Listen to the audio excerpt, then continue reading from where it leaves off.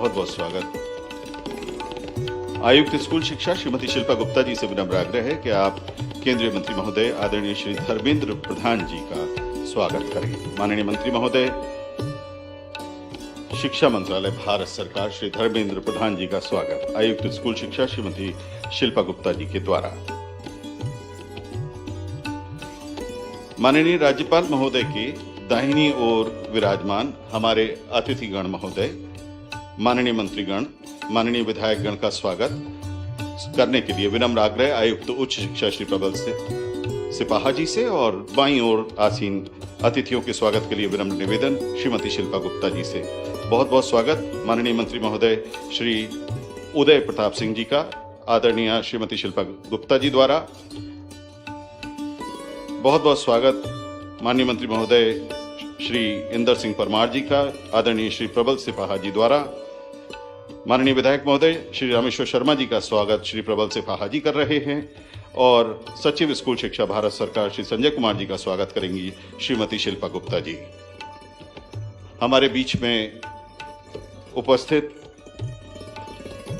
माननीय विधायक महोदय श्री भगवान दास सबनानी जी का आगमन हुआ है, उनके स्वागत के लिए श्री प्रबल सिपाहा जी से निवेदन और श्री प्रबल सिपाहा जी से निवेदन है कि मंच पर आदरणीय श्री अशोक कडेल जी अध्यक्ष मध्य प्रदेश हिंदी ग्रंथ अकादमी का भी आप स्वागत करें। हमारे बीच में महापौर महोदया माननीय श्रीमती मालती राय जी का आगमन हुआ है। श्रीमती शिल्पा गुप्ता जी से निवेदन है कि आप माननीय महापौर भोपाल का बहुत बहुत स्वागत करें।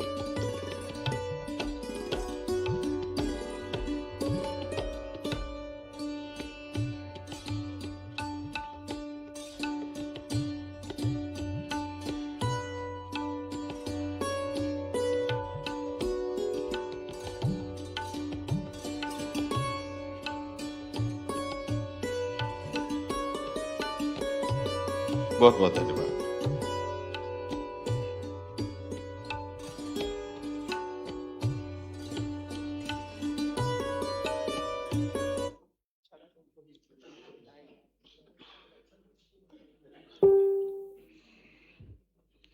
आदरणीय मंच, आदर के साथ और आपकी अनुमति के साथ हम कार्यक्रम की शुरुआत कर रहे हैं।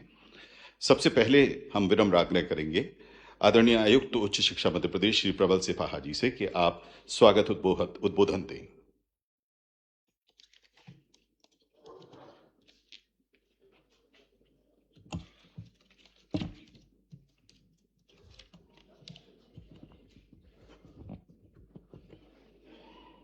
नमस्कार।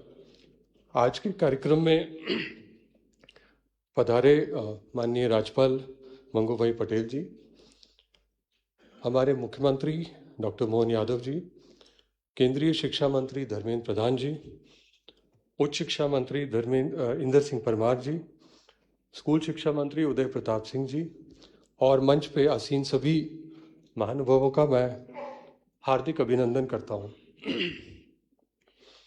आज हम सभी राष्ट्रीय शिक्षा नीति के क्रियान्वयन और उसमें जो कठिनाइयाँ चुनौतियाँ उत्पन्न हो रही हैं उनके संबंध में मार्गदर्शन प्राप्त करने के लिए हमने न सिर्फ यहाँ पे जो विषय विशेषज्ञ हैं उनको आमंत्रित किया है, अपितु इसके क्रियान्वयन में जो शामिल हैं कुल गुरु विभिन्न विश्वविद्यालयों के, चाहे वो प्राइवेट हों या शासकीय हों, साथ ही जो शैक्षणिक संस्थाएं हैं उनके प्राचार्यगण जो सतत रूप से छात्रों के हित में काम कर रहे हैं।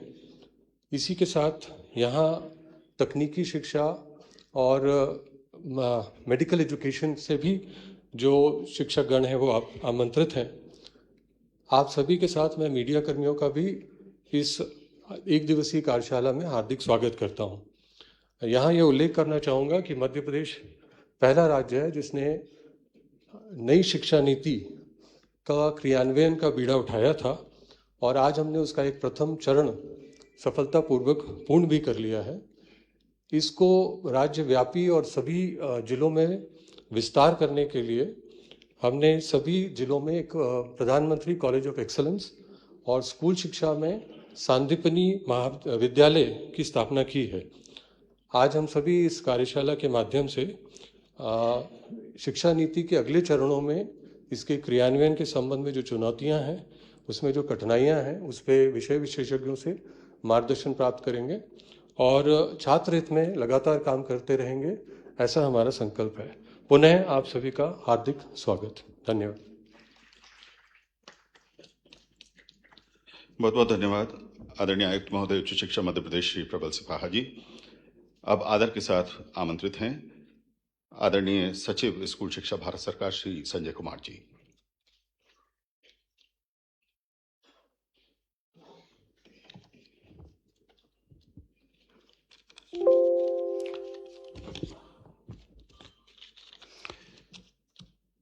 मध्य प्रदेश के भोपाल में एक दिवसीय राष्ट्रीय शिक्षा नीति के कार्यान्वयन हेतु आयोजित इस कार्यशाला के मुख्य अतिथि माननीय राज्यपाल मध्य प्रदेश श्री मंगू भाई पटेल जी, माननीय मुख्यमंत्री मध्य प्रदेश डॉक्टर श्री मोहन यादव जी, राष्ट्रीय शिक्षा नीति के प्रणेता माननीय मंत्री शिक्षा भारत सरकार श्री धर्मेंद्र प्रधान जी, श्री इंदर सिंह परमार माननीय मंत्री उच्च शिक्षा मध्य प्रदेश सरकार, श्री उदय प्रताप सिंह जी माननीय मंत्री स्कूली शिक्षा मध्य प्रदेश सरकार, श्री विश्वास सारंग माननीय खेल युवा कल्याण एवं सहकारिता मंत्री मध्य प्रदेश, मंच पर आसीन गणमान्य अतिथिगण, यहाँ हॉल में उपस्थित शिक्षा जगत के सभी शिक्षाविद, विशिष्ट अतिथिगण, देवियों और सज्जनों, कल शाम को जब मैं राजा भोज इंटरनेशनल एयरपोर्ट पर जब पहुंचा तो मुझे अनायास कुछ एक याद आ गई कि जो मैंने कुछ दिनों पहले पढ़ा था। राजा भोज के बारे में लिखा गया था कि वो महज 45 वर्ष की ही उनकी आयु सीमा रही। 1010 में पैदा हुए और 1055 में उनकी मृत्यु हो गई थी। लेकिन इस 45 वर्ष के कार्यकाल में उन्होंने 84 पुस्तकें लिखी और ये जो 84 पुस्तकें लिखी, उनके जो सब्जेक्ट्स हैं वो इतने विविध हैं कि शिक्षा के हर क्षेत्र को वो कवर करते हैं। उन्होंने रसायन शास्त्र पर लिखा, धर्मशास्त्र पर लिखा, पतंजलि के योग सूत्र पर लिखा, पर्सनल हाइजीन पर किताब लिखा। तो एक तरीके से देखा जाए तो अंग्रेजी में एक शब्द है पॉलीमैथ, जिसको हिंदी में बहुश्रुत कहते हैं। तो मुझे इस बात का भी सुखद अनुभव हुआ कि आज मैं सुबह जब इस ऐतिहासिक हॉल में आया तो इस हॉल का भी नाम राजा भोज सभागार है। तो मध्य प्रदेश में एक शिक्षा के प्रति और एक इंटेलेक्चुअल एक्टिविटीज के प्रति एक बहुत ही पुराना इतिहास है और ये इतिहास मैं अपने लिए अपने आप को याद दिला रहा हूं। सर, अभी कुछ दिनों पहले मैं एक परिचर्चा सुन रहा था जिसमें एक नोबेल प्राइज में इकोनॉमिक्स के विनर थे।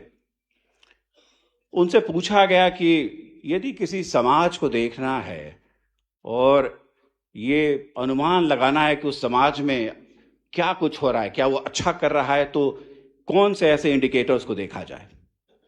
और उन्होंने ऐसी 4 चीज़ों का जिक्र किया। पहला उन्होंने जिक्र किया कि are the students learning well, क्या हमारे जो बच्चे हैं वो सीख रहे हैं और उनका लर्निंग आउटकम बेहतर है या नहीं। आर दे इनोवेटिंग, क्या नवाचार हम कर पा रहे हैं। And is this innovation leading to new invention, क्या टेक्नोलॉजी हम नई बना पा रहे हैं या नहीं बना पा रहे हैं। और जो चौथा पॉइंट था वो था कि हाउस होल्ड सेविंग्स हो रही हैं कि नहीं हो रही हैं। मुझे इस बात का आभास हुआ कि इन 4 चीज़ों में से 3 चीज़ें ऐसी हैं जो कहीं ना कहीं शिक्षा से जुड़ी हुई हैं। और जब आप शिक्षा की बात करते हैं तो राष्ट्रीय शिक्षा नीति से जुड़ी हुई हैं। और राष्ट्रीय शिक्षा नीति का मूल मकसद है कि हमारे बच्चों का लर्निंग आउटकम्स बेहतर हो, हमारे बच्चे क्यूरियस रहें, कौतूहलता उनकी बनी रहे, वो नवाचार की ओर आकर्षित हों। और जब नवाचार होगा और बेहतर सीखेंगे तो कहीं ना कहीं हम नई टेक्नोलॉजी, आज का जो डिजिटल युग है, उसमें हम बना पाएंगे। और राष्ट्रीय शिक्षा नीति इन सब पहलुओं पर कार्य कर रही है। मैं कुछ एक बिंदुओं पर आपका ध्यान आकर्षित करना चाहूँगा, क्योंकि वैसे राष्ट्रीय शिक्षा नीति पर बोला जाए तो बहुत कम समय में बहुत कुछ नहीं ज़्यादा बोला जा सकता है, लेकिन मैं मुख्यतः 3-4 बिंदुओं पर आपका ध्यान आकर्षित करना चाहूँगा। जो सबसे पहली बात है कि राष्ट्रीय शिक्षा नीति ने पहली बार एक नीति के रूप में प्रारंभिक शिक्षा, बुनियादी शिक्षा को अपने दायरे में रखा है। 3 वर्ष से लेकर के 8 वर्ष का जो उम्र सीमा है, ये हमारे बच्चों के लिए बहुत ही आवश्यक है, क्योंकि इसी समय मस्तिष्क का विकास होता है। हर बच्चा कम से कम 3 वर्ष का प्री प्राइमरी बाल वाटिका में अवश्य रहे और 6 वर्ष की उम्र टीचिंग एट राइट लेवल के अनुरूप क्लास 1 में उसका दाखिला हो। 5 वर्ष के दरमियान हमारी जो फाउंडेशनल लिटरेसी एंड न्यूमरेसी है, जिसके लिए निपुण भारत मिशन का कार्यान्वयन किया जा रहा है, उसमें बच्चा कम से कम अपनी मातृभाषा में और अंक ज्ञान में उसकी जानकारी सुलभ हो सके। राष्ट्रीय शिक्षा नीति 2020 इस बात पर जोर देती है कि प्रारंभिक शिक्षा मदर टंग या जो हमारी स्थानीय भाषा है उसमें होनी चाहिए। 5 तक रहे और यदि 8 तक कर पाएं तो अति उत्तम। और जब बच्चा एक भाषा में प्रोफिशिएंट हो जाए तो वो दूसरी भाषा, तीसरी भाषा भी सीख सकता है। मल्टीलिंगुअलिज्म, बहुभाषीय होना हमारे लिए बहुत ही आवश्यक है। और हमारे देश में भी आप देखेंगे शायद ही कोई ऐसा व्यक्ति होगा जो 2 या 3 भाषाओं से कम बोलता होगा, लेकिन जब आप बहुभाषीय होते हैं तो आपका जो कॉग्निशन है, आपकी जो सोचने की शक्ति है, वो कहीं बेहतर हो जाती है। राष्ट्रीय शिक्षा नीति के तहत एनसीईआरटी के द्वारा national curriculum framework, foundational studies और स्कूल एजुकेशन बनाया गया है और उसके तहत नई किताबों को विकसित किया जा रहा है, जो राष्ट्रीय शिक्षा नीति की जो मूल भाव है उसको समेटे हुए हैं। कैसे हम रटने की प्रवृत्ति को दूर करते हुए अनुभव के आधार पर सीखें और जो विभिन्न सब्जेक्ट्स हैं, साइंस, आर्ट्स और स्पोर्ट्स, इन सब को समाहित करते हुए हम नॉलेज को एक रूप में ग्रहण कर सकें। दूसरी बात जो मैं आपसे कहना चाहूँगा कि हमारे लिए कौशल बोध बहुत ही आवश्यक है और कहीं ना कहीं हमारे लिए ये सुनिश्चित करना है कि हमारे बच्चे जो 12वीं कक्षा से निकल करके आएँ तो उन्हें कम से कम एक स्किल में कोर कॉम्पिटेंसी हो। और ये कोर कॉम्पिटेंसी के लिए 6, 7, 8 में कौशल की शिक्षा की प्रारंभ की जाएगी। 9वीं, 10वीं, 11वीं में, 12वीं में एक NSQF के रूप में 3 और 4 का जो लेवल है उस रूप में हमारे बच्चे किसी न किसी स्किल में अवश्य हिस्सा लें और उसमें उनको सुलभता हो, उनमें कोर कॉम्पिटेंसी आए। मैं एक बिंदु पर आपका ध्यान आकृष्ट करना चाहूँगा कि लगभग 2 करोड़ बच्चे हर साल हमारे स्कूलों में आते हैं और शिक्षा नीति कहती है कि कोई भी बच्चा हमारे स्कूल से बाहर ना हो और जो भी बच्चा हमारे स्कूलों में आए वो कम से कम 12वीं पास करके ही निकले। तो यदि 2 करोड़ बच्चे हर वर्ष 12वीं पास करके निकलते हैं इन द नॉर्मेटिव सेंस, तो राष्ट्रीय शिक्षा नीति ये भी कहती है कि 2035 तक हायर एजुकेशन में GER 50% होना चाहिए। यानी कि 2 करोड़ बच्चे यदि 12वीं से निकलें तो 1 करोड़ बच्चे हायर एजुकेशन में जाएंगे, शेष 1 करोड़ लेबर फोर्स में जाएंगे और लेबर फोर्स में जाएंगे तो वो जाकर के तब वहाँ पर वैल्यू एडिशन कर सकते हैं जब उनमें किसी न किसी स्किल में कोर कॉम्पिटेंसी हो और हम उनको मार्केट के अनुरूप जो स्किल है वो हम उनको दे पाएं। तीसरी जो प्रमुख बात मैं आपके समक्ष करना चाहता हूँ वो है कि हमें अपने असेसमेंट की प्रक्रिया को बदलना पड़ेगा, क्योंकि आप क्या सीखते हैं, कैसे सीखते हैं और सीखने की आपकी क्या प्रवृत्ति है वो कहीं असेसमेंट के आधार से ही जुड़ी हुई है। यदि हम रटने की विद्या को बढ़ावा देना चाहते हैं तो उसी प्रकार के प्रश्न पूछेंगे, लेकिन यदि क्रिटिकल थिंकिंग की बात करते हैं तो प्रश्नों को पूछने का भी तरीका बदल देना पड़ेगा। हमारे लिए एक चैलेंज है देश में कि देश में 66 स्कूल बोर्ड्स है, हर का अपना असेसमेंट और अपना इक्विवेलेंस है, करिकुलम है। हम उनके साथ कार्य कर रहे हैं और एक कॉमन प्लेटफॉर्म विकसित कर रहे हैं जिसमें पूरे देश में एक इक्विवेलेंस हो करिकुलम में और असेसमेंट में। ये हमारे लिए बहुत ही आवश्यक है। आज के इस परिचर्चा में 2 सेशंस हायर एजुकेशन पर हैं और 2 सेशंस स्कूली शिक्षा पर हैं, तो बहुत ढेर सारी बातें कही जाएंगी। आप इससे कुछ सीख करके जाएंगे। और लेकिन मुख्य बात है कि हमें अपने बच्चों के लिए एक सेफ एनवायरनमेंट बनाना है और मैं विशेषकर स्कूल की बात कर रहा हूं ताकि हर बच्चा स्कूल जाने में आनंद महसूस कर सके। और जब आनंद महसूस करेगा तो सीखने की प्रवृत्ति भी आनंदमय हो जाएगी। उसके मानसिक स्वास्थ्य की भी हमें ख्याल रखना है। मानसिक स्वास्थ्य, मानसिक गुण अच्छा हो, हमारे बच्चे सीखेंगे, हम नवाचारी बनेंगे, नए टेक्नोलॉजी को इन्वेंट करेंगे। तो जो माननीय प्रधानमंत्री जी श्री नरेंद्र मोदी जी की जो हमें माइलस्टोन दिया गया है कि हम विकसित भारत 2047 बना पाएं, तो वो शिक्षा के बल पर हम बना पाएंगे, ऐसा मेरा मानना है। और इसके लिए राष्ट्रीय शिक्षा नीति 2020 प्रेरणादायी है और इस माइलस्टोन को प्राप्त करने के लिए हमारे लिए एक गाइड स्टोन है। This is a touch stone for us. Thank you ladies and gentleman.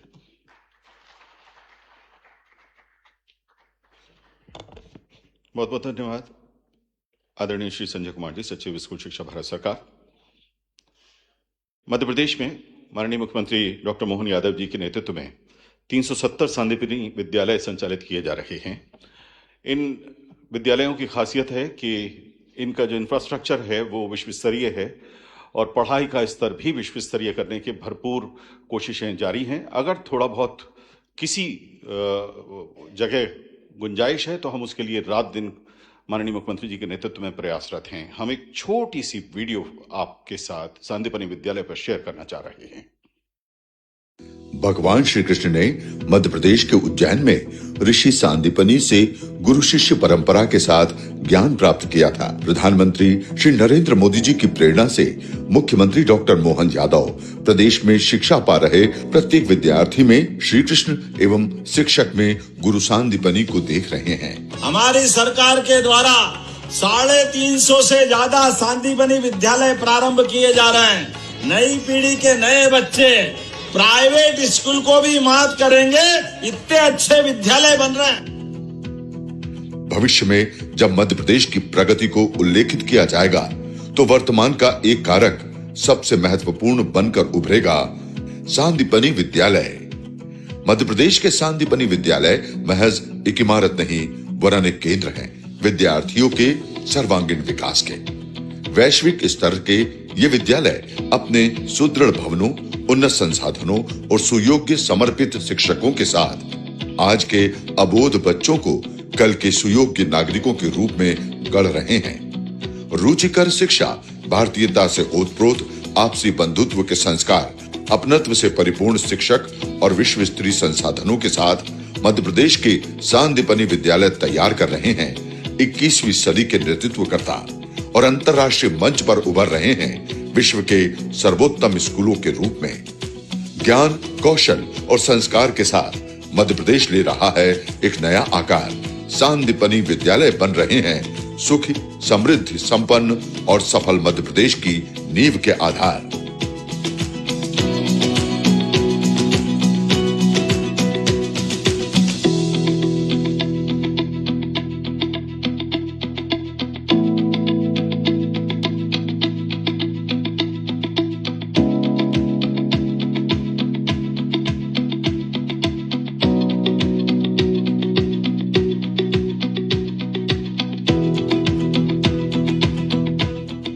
Sandipani आश्रम हमारे इतिहास का गौरव था और संदीपनी विद्यालय हमारे वर्तमान का गौरव है। मुझे बहुत अच्छा लगता है कि मैं बस में स्कूल आती हूँ और मैं बहुत अच्छे स्कूल में पढ़ती हूँ। मेरे स्कूल जैसा स्कूल आसपास कहीं नहीं है, इतना बड़ा और यहाँ सारी सुविधा है। इतने अच्छे स्कूल में पढ़कर मैं भी अच्छा बनना चाहूंगी। डॉक्टर मोहन यादव का अभ्युदय मध्य प्रदेश। बहुत बहुत धन्यवाद माननीय राज्यपाल महोदय और माननीय मुख्यमंत्री जी की अनुमति से हम माननीय मंत्री महोदय कृष्णा गौर जी को मंच पर आमंत्रित करना चाह रहे हैं। माननीय मंत्री जी मंच पर सादर आमंत्रित हैं। आदरणीय आयुक्त स्कूल शिक्षा शिल्पा गुप्ता जी से निवेदन है कि आप माननीय मंत्री जी का पुष्पगुच्छ से स्वागत करें। बहुत देर से माननीय मंत्री जी वहां पे विराजमान थी और हम उनसे निवेदन कर रहे थे, वे झिझक रही थी, इसलिए माननीय राज्यपाल महोदय और माननीय मुख्यमंत्री जी की अनुमति से उन्हें मंच पर हमने आमंत्रित किया। जोरदार तालियों से स्वागत। कार्यक्रम को हम आगे बढ़ा रहे हैं।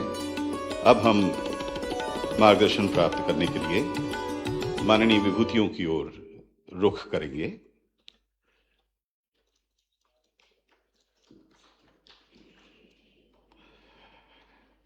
हमारे बीच में उपस्थित माननीय मंत्री महोदय स्कूल शिक्षा मध्य प्रदेश आदरणीय श्री उदय प्रताप सिंह जी से निवेदन है कि कृपया आप आएं और अपना उद्बोधन दें।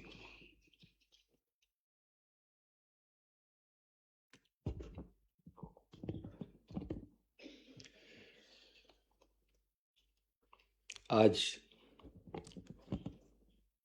मध्य प्रदेश की हमारी हृदय स्थली, हमारे राजधानी झीलों के शहर भोपाल में 2047 में भारत कैसा होगा, इसमें शिक्षाविद बच्चों और इस युग में काम करने वाले लोगों की शिक्षा नीति के माध्यम से क्या भूमिका होगी, उस पर विचार विमर्श के लिए एक महत्वपूर्ण यहाँ पर कार्यशाला, एक दिवसीय कार्यशाला रखी गई है। इस कार्यशाला में हमारे बीच कृपा पूर्वक पधारे मध्य प्रदेश के आदरणीय राज्यपाल श्रद्धेय मंगू भाई पटेल जी का हृदय से स्वागत करते हैं। हमारे अपने जिनके नेतृत्व में हम काम कर रहे हैं, नई शिक्षा नीति को इस प्रदेश में नीचे तक उतारने में दिन रात जिनकी प्रेरणा से परिश्रम इस प्रदेश में हो रहा है, ऐसे हमारे माननीय मुख्यमंत्री आदरणीय मोहन यादव जी हमारे बीच कृपा पूर्वक पधारे और सही मानों में देश के प्रधानमंत्री आदरणीय नरेंद्र मोदी जी के नेतृत्व में जिन्होंने नई शिक्षा नीति को प्रत्यक्ष और परोक्ष रूप से गढ़ने का काम किया, जिनके साथ लंबे समय हमें काम करने का अवसर मिला, ऐसे भारत के हमारे आदरणीय शिक्षा मंत्री श्रद्धेय धर्मेंद्र प्रधान जी, हम उनका भी बहुत हृदय से स्वागत करते हैं। हमारे मंत्रिमंडल के साथी उच्च शिक्षा मंत्री आदरणीय परमार जी, आदरणीय मंत्री श्रीमती कृष्णा गौर जी, आदरणीय विधायक भगवान दास सबनानी जी, आदरणीय रामेश्वर शर्मा जी, हमारी महापौर आदरणीय मालती राय जी, भारत सरकार में सचिव शिक्षा सचिव महोदय, मध्य प्रदेश के हमारे कमिश्नर हायर एजुकेशन और कमिश्नर स्कूल एजुकेशन आदरणीय अशोक कड़ेल जी, विराजमान सभी शिक्षाविदों का मैं बहुत हृदय से स्वागत करता हूँ, अभिनंदन करता हूँ।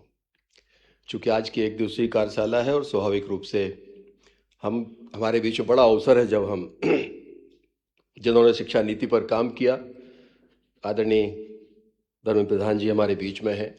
स्वाभाविक रूप से शुरुआत से लेकर आज तक के उनके अनुभव, माननीय प्रधानमंत्री जी की मंशा को पेपर पर उतार कर उसको नीचे तक भेजने का उनका जो परिश्रम है, संघर्ष शब्द तो ठीक नहीं है, लेकिन बहुत कड़ी मेहनत हम लोगों ने बहुत नज़दीक से देखा है। आपने बहुत कितने तरह के सेमिनार्स करके, कितनी तरह के वर्कशॉप के बाद ये नीति इस देश में आई और आज पूरे भारत में हर राज्य में इस पर काफ़ी काम भी हो रहा है और निचले स्तर पर उसके परिणाम भी परिलक्षित हो रहे हैं।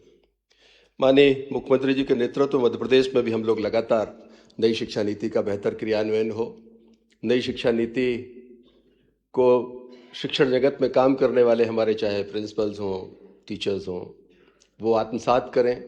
जब वो आत्मसात करेंगे तब उसके बाद बेहतर उसके परिणाम बच्चों के बीच में हम लेकर आ पाएंगे। मध्य प्रदेश में भी हम लोगों ने काफ़ी इसमें काम किया है और मुझे बताते हुए खुशी है कि जैसा अभी सचिव शिक्षा भारत सरकार कह रहे थे कि हमें शिशु शिक्षा के ऊपर बहुत काम करने की आवश्यकता है, बाल वाटिकाओं पर सबसे ज़्यादा काम करने की आवश्यकता है। ये एक ऐसा क्षेत्र है जहाँ पर हमें प्राइवेट इंस्टीट्यूशन से कंपटीशन मिलता है। बच्चा एक बार 3 साल की उम्र में नर्सरी में किसी प्राइवेट इंस्टीट्यूशन में चला जाता है, फिर वापस बेहतर स्कूल होने के बाद में भी शासकीय क्षेत्र में आता नहीं बच्चा लौट के। मुझे लगता है कि अगर हमको गवर्नमेंट के स्कूल्स के अंदर बच्चों को पकड़ के रखना है तो सर्वाधिक अगर काम करने की कहीं आवश्यकता है तो हमारी बाल वाटिकाओं की स्थापना के ऊपर काम करने की आवश्यकता है। मध्य प्रदेश में भी माननीय मुख्यमंत्री जी के नेतृत्व में हम लोगों ने लगभग 4,500 बाल वाटिकाओं की स्थापना की है, जिसमें 3 साल के बच्चों को हम लोगों ने एनरोल करके उनको आगे बढ़ाने का काम किया है। हम लोग त्रिभाषा फार्मूला उस पर भी काम कर रहे हैं और लगातार जनजाति हमारे जो विकास खंड हैं 49 जनजाति विकास खंडों में हम लोगों ने जो त्रिभाषा फार्मूला के तहत जो किताबें हैं वो नीचे उपलब्ध कराने का हमने काम किया है। हम लोग ओपन स्कूल के माध्यम से जो बच्चे पढ़ाई से वंचित रह जाते हैं उनको राज्य मुख्य शिक्षा बोर्ड के माध्यम से भी उनको विद्यादान कराने का हम काम कर रहे हैं। मुझे बताते हुए खुशी है कि पिछले 2 वर्षों में ड्रॉप आउट में मध्य प्रदेश में गिरावट आई है। हम उसमें कहीं ना कहीं बच्चों को ट्रैक करने में कामयाब हुए हैं। निपुण भारत के तहत भी हम लोगों ने जो आधारभूत संरचना है और संख्या ज्ञान की दृष्टि से भी सभी प्राइमरी स्कूल्स में हम लोग काम कर रहे हैं। FLN में भी उसके कार्यक्रम को संचालित किया जा रहा है। सबसे महत्वपूर्ण है कि बच्चों को हमारे शासकीय स्कूलों में बच्चे अध्ययन करें। उनका शासकीय स्कूलों से जो खासकर पालकों का मोह भंग हुआ था उसको दोबारा से कैसे उनका भरोसा हम स्थापित कर सकें, इसके लिए हम लोग माननीय मुख्यमंत्री जी के नेतृत्व में अनेक योजनाएं इस प्रदेश में चला रहे हैं। हमारे जो हायर सेकेंडरी के टॉपर्स हैं उन बच्चों को शायद मध्य प्रदेश अकेला ऐसा राज्य जहां हम उन्हें स्कूटी देकर उन बच्चों का सम्मान करते हैं और शासकीय स्कूल में बेहतर संसाधन के साथ पढ़ने के लिए हम उन्हें प्रेरित करते हैं। मध्य प्रदेश के अंदर हम 75+ के जो हमारे स्टूडेंट्स हैं उनको हम लैपटॉप देने का काम करते हैं। मुझे बताते हुए खुशी है कि मध्य प्रदेश में हम लोगों ने इस वर्ष समय पर जब अप्रैल में नया सेशन चालू होता है तब बच्चों को सिलेबस देने का हम लोगों ने पहले हफ्ते में मध्य प्रदेश में हर शाला तक सिलेबस भेजने का काम किया। मध्य प्रदेश के अंदर हम लोगों ने समय पर स्कॉलरशिप बच्चों को दी, यूनिफॉर्म के लिए पैसा हमने समय पर उनको उपलब्ध कराया। सेशन की शुरुआत में हम लोग बच्चों को, खासकर बेटियों को जो बाहर से पढ़ने आती हैं जिनकी स्कूल की दूरी घर से अधिक है, उन्हें साइकिल हम देते हैं। वो साइकिल हमने समय पर उपलब्ध कराई। बच्चों को जब संसाधन समय पर मिलेंगे स्वाभाविक रूप से वो शाला की तरफ ज़्यादा एक आकर्षक तरीके से शाला की तरफ जाने के लिए अपनी ओर से प्रयास करेगा और पालकों को भी उससे काफ़ी प्रोत्साहन मिलता है। मैं आपके बीच में बहुत लंबी बात न करते हुए 1-2 बिंदु ऐसे हैं जिन पर हम लोगों ने काम किया है। मध्य प्रदेश दूसरा ऐसा राज्य है जिसने दोहरी परीक्षा पद्धति जो है जिसको हम लोगों ने लागू किया है। एक बच्चा अगर पहले परीक्षा परिणाम में रह भी जाता है उसे दोबारा अवसर मिलता है।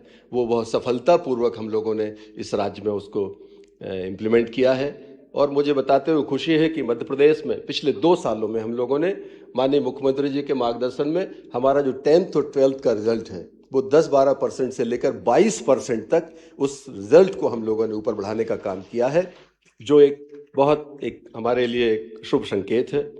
पुनः मैं एक चीज़ और आग्रह करना चाहता हूं कि हमारा सिलेबस को लेकर, जैसा अभी सचिव भारत सरकार भी आपको उल्लेख कर रहे थे, हम लोग प्रयास कर रहे हैं कि NCERT का जो सिलेबस है, भारत सरकार का जो अपेक्षा है, हमारा राज्य का भी सिलेबस उसमें हम उसको उसके पीछे जो मार्गदर्शन हमको मिल रहा है उसको जस का तस हम यहाँ पर इम्प्लीमेंट करें। स्थानीय भाषाओं को जोड़ने के अलावा जो अपेक्षा भारत सरकार की है उसको हम यहाँ पर क्रियान्वित करें। और दूसरा सबसे महत्वपूर्ण, माननीय मुख्यमंत्री जी ने हम लोगों को निर्देशित किया था कि पूरे प्रदेश में प्राइवेट इंस्टीट्यूशंस के अंदर जो सिलेबस को लेकर एक विसंगति है, बहुत महंगा सिलेबस, कई बार ये रहता है कि बच्चों पर थोपा जाता है, तो मध्य प्रदेश शायद हमारा पहला ऐसा राज्य होगा जिसमें शासकीय स्तर पर हम जो सिलेबस बच्चों को देते हैं बहुत न्यूनतम दरों पर प्राइवेट इंस्टीट्यूशंस को भी हम ब्लॉक स्तर पर बुक फेयर लगा के, आप आश्चर्य करेंगे कि 12वीं का हमारी किताब जो है लगभग 450 रुपये का सेट हम उन बच्चों को जो निजी क्षेत्र में पढ़ रहे हैं उनको भी उपलब्ध कराने का काम मध्य प्रदेश के अंदर हमारी सरकार करने वाली है। तो माननीय हमारे धर्मेंद्र प्रधान जी के मार्गदर्शन में उनकी अपेक्षा अनुसार मध्य प्रदेश के अंदर नई शिक्षा नीति का बेहतर क्रियान्वयन हो, इसके लिए लगातार हम लोग जो टास्क फोर्स यहाँ पर बनी है उसकी लगातार मीटिंग्स करते हैं, रिव्यू करते हैं और कैसे नई शिक्षा नीति का बेहतर से बेहतर क्रियान्वयन हो। माननीय प्रधानमंत्री जी का सपना, हमारे मुख्यमंत्री माननीय मोहन यादव जी का सपना, जो एक श्रेष्ठ भारत की कल्पना 2047 में की है, वो कल्पना कैसे साकार हो, उस पर हमारा विभाग पूरी ताकत से, पूरी संजीदगी के साथ परिश्रम कर रहा है। यही आपके बीच में आग्रह करते हुए मैं पुनः सभी मंचस्थ अतिथियों का हृदय से स्वागत करते हुए सामने विराजमान सभी शिक्षाविदों का हृदय से अभिनंदन करता हूँ। बहुत बहुत धन्यवाद। जय हिंद।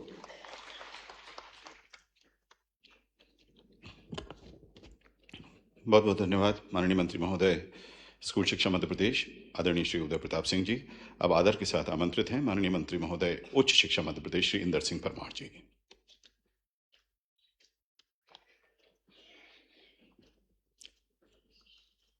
आज के इस सेमिनार में मंच पर उपस्थित हमारे मध्य प्रदेश के महामहिम राज्यपाल महोदय आदरणीय मंगूभाई पटेल जी, हमारे प्रदेश के यशस्वी मुख्यमंत्री आदरणीय मोहन यादव जी,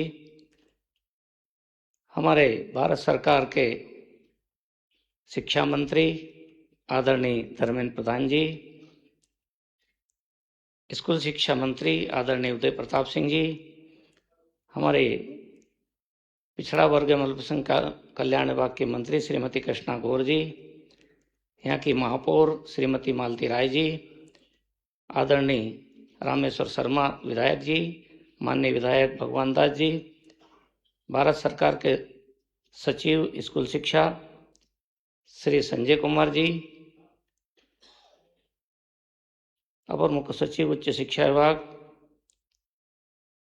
आदरणीय अशोक कड़ेल जी, आयुक्त स्कूल शिक्षा और उच्च शिक्षा हमारे बीच में उपस्थित प्रोफेसर दिनेश सकलानी जी, एनसीईआरटी के निदेशक, यहाँ पर उपस्थित अन्य सभी हमारे सम्मानीय कुलगुरुगण, शासकीय और निजी विश्वविद्यालय, उच्च शिक्षा विभाग के सभी अधिकारीगण, सभी प्राध्यापकगण, राष्ट्रीय शिक्षा नीति 2020 के नोडल अधिकारीगण, स्कूल शिक्षा विभाग के अधिकारी एवं भोपाल जिले के शिक्षकगण, सभागार में उपस्थित शिक्षाविद, प्राध्यापकगण, शिक्षकगण, पत्रकार बंधु, मैं सबको नमस्कार करता हूँ, प्रणाम करता हूँ।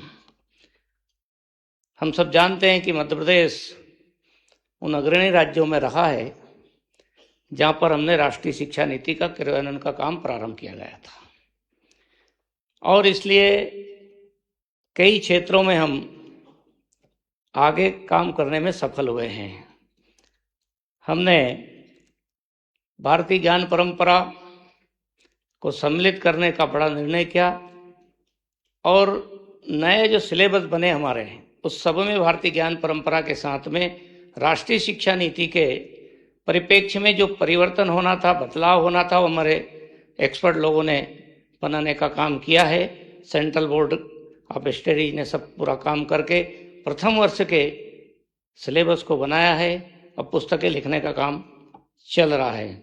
हम जानते रोजगारोन्मुखी शिक्षा को बढ़ावा देते हुए हमने 7 सेक्टर स्किल काउंसिलिंग के सहयोग से 10 अप्रेंटिसशिप एम्बेडेड डिग्री प्रोग्राम प्रारंभ किए हैं।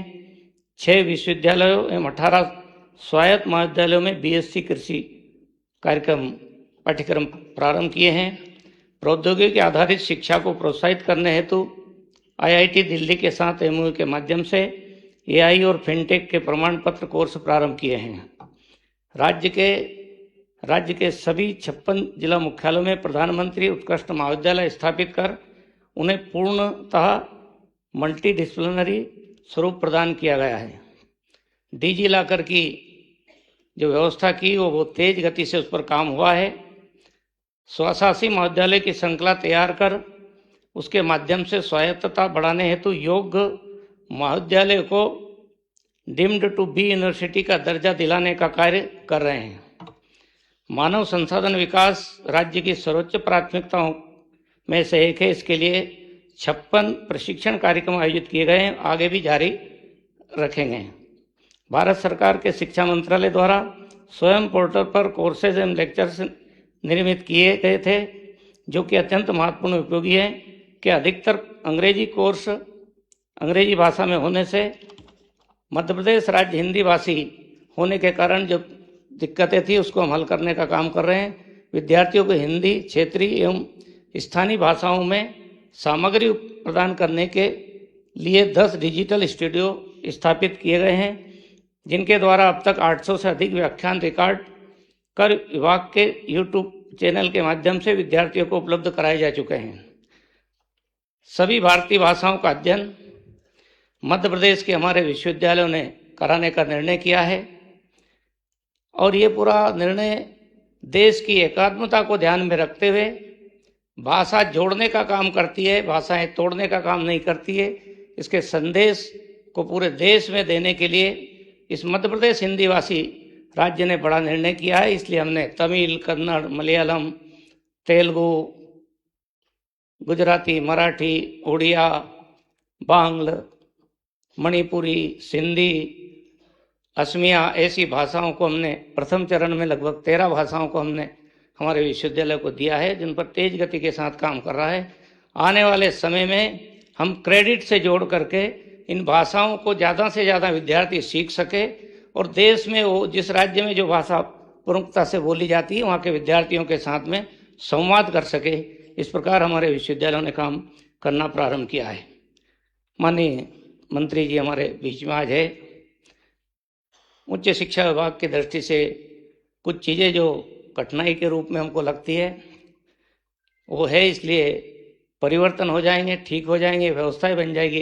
इस विश्वास के साथ में मैं ये कहना चाहता हूँ कि एबीसी पोर्टेबिलिटी मध्य प्रदेश में एनईपी को पूर्ण रूप से लागू कर चुका है। इसलिए हमारे विद्यार्थियों को अन्य राज्यों में प्रवेश के समय समकक्षता और क्रेडिट मान्यता से जुड़ी समस्याएं आती है, क्योंकि देश के अधिकतर राज्यों में पूरी तरह से लागू नहीं हुआ है। इसलिए एकेडमिक बैंक ऑफ क्रेडिट की पोर्टेबिलिटी अत्यंत आवश्यक है, ताकि विद्यार्थी पूरे देश में निर्बाध गतिशीलता के साथ अपनी शैक्षणिक यात्रा जारी रख सके। दूरस्थ एवं ग्रामीण क्षेत्रों के विद्यार्थियों को वैश्विक स्तर की तकनीकी शिक्षा उपलब्ध कराने हेतु drone, AI, data science, cyber सुरक्षा, 3D printing, public safety, cloud computing आदि क्षेत्रों में कौशल उन्मुख क्रेडिट कोर्स प्रारंभ किए जाने आवश्यक है। यदि ये कोर्स भी स्वयं पोर्टल पर उपलब्ध होते हैं तो तकनीक आधारित शिक्षा की पहुंच में व्यापक विस्तार होगा। इसी प्रकार से क्षेत्रीय स्तर पर मध्य प्रदेश की कृषि विरासत और जनजाति ज्ञान धरोहर को संरक्षित रखने हेतु मिलेट्स, जैव कृषि, मूल्यवर्धन ग्रामीण तकनीकों तथा कालगणना पर क्रेडिट कोर्स UGC द्वारा प्रारंभ किए जाना चाहिए। इससे स्थानीय ज्ञान का वैज्ञानिक व राजनीतिक कौशलों से एकीकरण सुनिश्चित होगा। PM ऊषा राज्यों को नवाचार एवं स्थानीय आवश्यकता के अनुरूप कार्यक्रम लागू करने का लचीलापन प्रदान करता है। पारंपरिक एवं संस्कृत महाविद्यालयों में यज्ञशाला, वैदिक घड़ी तथा वैदिक आधारित शिक्षण के व्यावहारिक घटक में इसमें शामिल करने का आग्रह है। साथ ही PM ऊषा निधि का उपयोग इंक्यूबेशन केंद्रों, स्किल हब्स व स्टार्टअप इकोसिस्टम को सशक्त बनाने में भी किया जाना चाहिए। राज्य सुझाव के साथ यह अनुरोध करता हूं कि स्वीकृत निधियों के उपयोग में अधिक स्वायत्तता दी जाए, ताकि समान प्राथमिकता वाली परियोजनाओं में राज्य स्तर पर त्वरित और प्रभावी कार्यान्वयन संभव हो सके। इन सभी कदमों के माध्यम से मध्य प्रदेश में NEP 22 के क्रियान्वयन पर एक मॉडल प्रस्तुत किया है। हमारा संकल्प है कि प्रदेश के युवाओं को कौशल संपन्न, भविष्योन्मुख और आत्मनिर्भर बनाते हुए हम उच्च शिक्षा के क्षेत्र में हमारे देश के प्रधानमंत्री श्रीमान मोदी जी के संकल्पों को पूरा करते हुए 2047 के भारत की जो कल्पना की गई है, तब तक शिक्षा के क्षेत्र में हम उच्च स्तर पर आने का प्रयास कर रहे हैं। हमारे मुख्यमंत्री श्रीमान मोहन यादव जी लगातार शिक्षा के विषय को चिंता करते हैं। अभी मंच पर भी बैठे बैठे कई सारे विषयों पर उन्होंने मार्गदर्शन दिया है। आदरणीय धर्मेंद्र जी हमारे बीच में हैं। पूरा शिक्षा नीति का जब मैं समझता हूं कि क्रियान्वयन शुरू हुआ, तब से आपके ही मार्गदर्शन में पूरे देश में शिक्षा नीति लागू की गई है। और एक सबके सामने जो बड़ा अवसर आया है कि हम अपने देश की शिक्षा को अपने द्वारा बनाते हुए, अपने संकल्पों को अपने प्रयास से पूरा कर सकेंगे। इस विश्वास के साथ में शिक्षा नीति मध्य प्रदेश में तेज गति के साथ हम शिक्षा नीति पर काम कर रहे हैं। आज हमारे बीच में आदरणीय अतुल जी भाई साहब है, जो समय समय पर हमको मार्गदर्शन करते रहते हैं। मैं माननीय शिक्षा मंत्री जी को विशेष रूप से उनका अभिनंदन करता हूं कि आज आपने हमको जो समय दिया है, उसके कारण हमारे यहाँ जो प्रबोधन का एक दिन भर का कार्यक्रम होगा, इसमें निश्चित रूप से हमारे शिक्षाविद इसका लाभ ले सकेंगे और राष्ट्रीय शिक्षा नीति के क्रियान्वयन को और तेज गति के साथ हम पूरा कर सकेंगे। जय हिंद, जय भारत। बहुत बहुत धन्यवाद माननीय उच्च शिक्षा मंत्री मध्य प्रदेश श्री इंदर सिंह परमार जी। बहुत कम लोग जानते होंगे कि माननीय केंद्रीय शिक्षा मंत्री श्री धर्मेंद्र प्रधान जी, जो कि पिछले 11 वर्षों से माननीय प्रधानमंत्री मोदी जी के नेतृत्व में केंद्रीय स्तर पर बतौर मंत्री सेवाएं दे रहे हैं, वो लगभग उससे पहले 1 दशक तक मध्य प्रदेश में लगातार साथ में केवल शिक्षा के लिए ही काम करते रहे। उस समय अब के मुख्यमंत्री, इससे पहले के उच्च शिक्षा मंत्री और उससे पहले के धर्मेंद्र प्रधान जी के सहयोगी, तो ये सभी विनम्र सहयोगी ऐसे हैं जिन्होंने मध्य प्रदेश की शिक्षा नीति के लिए बहुत पहले से काम किया है। आज ये जो संयोग है कि एक केंद्रीय मंत्री के तौर पर माननीय धर्मेंद्र प्रधान जी हमारे बीच में हैं, तो आज जब उनका सारगर्भित उद्बोधन आप सुनेंगे तो ये सिर्फ शिक्षा नीति के हालिया प्रयासों को नहीं देखेंगे, आप एक लंबी प्रक्रिया के साथ आप बातचीत में इसको महसूस भी करेंगे। बहुत आदर के साथ मध्य प्रदेश में हम आमंत्रित कर रहे हैं केंद्रीय शिक्षा मंत्री आदरणीय श्री धर्मेंद्र प्रधान जी को।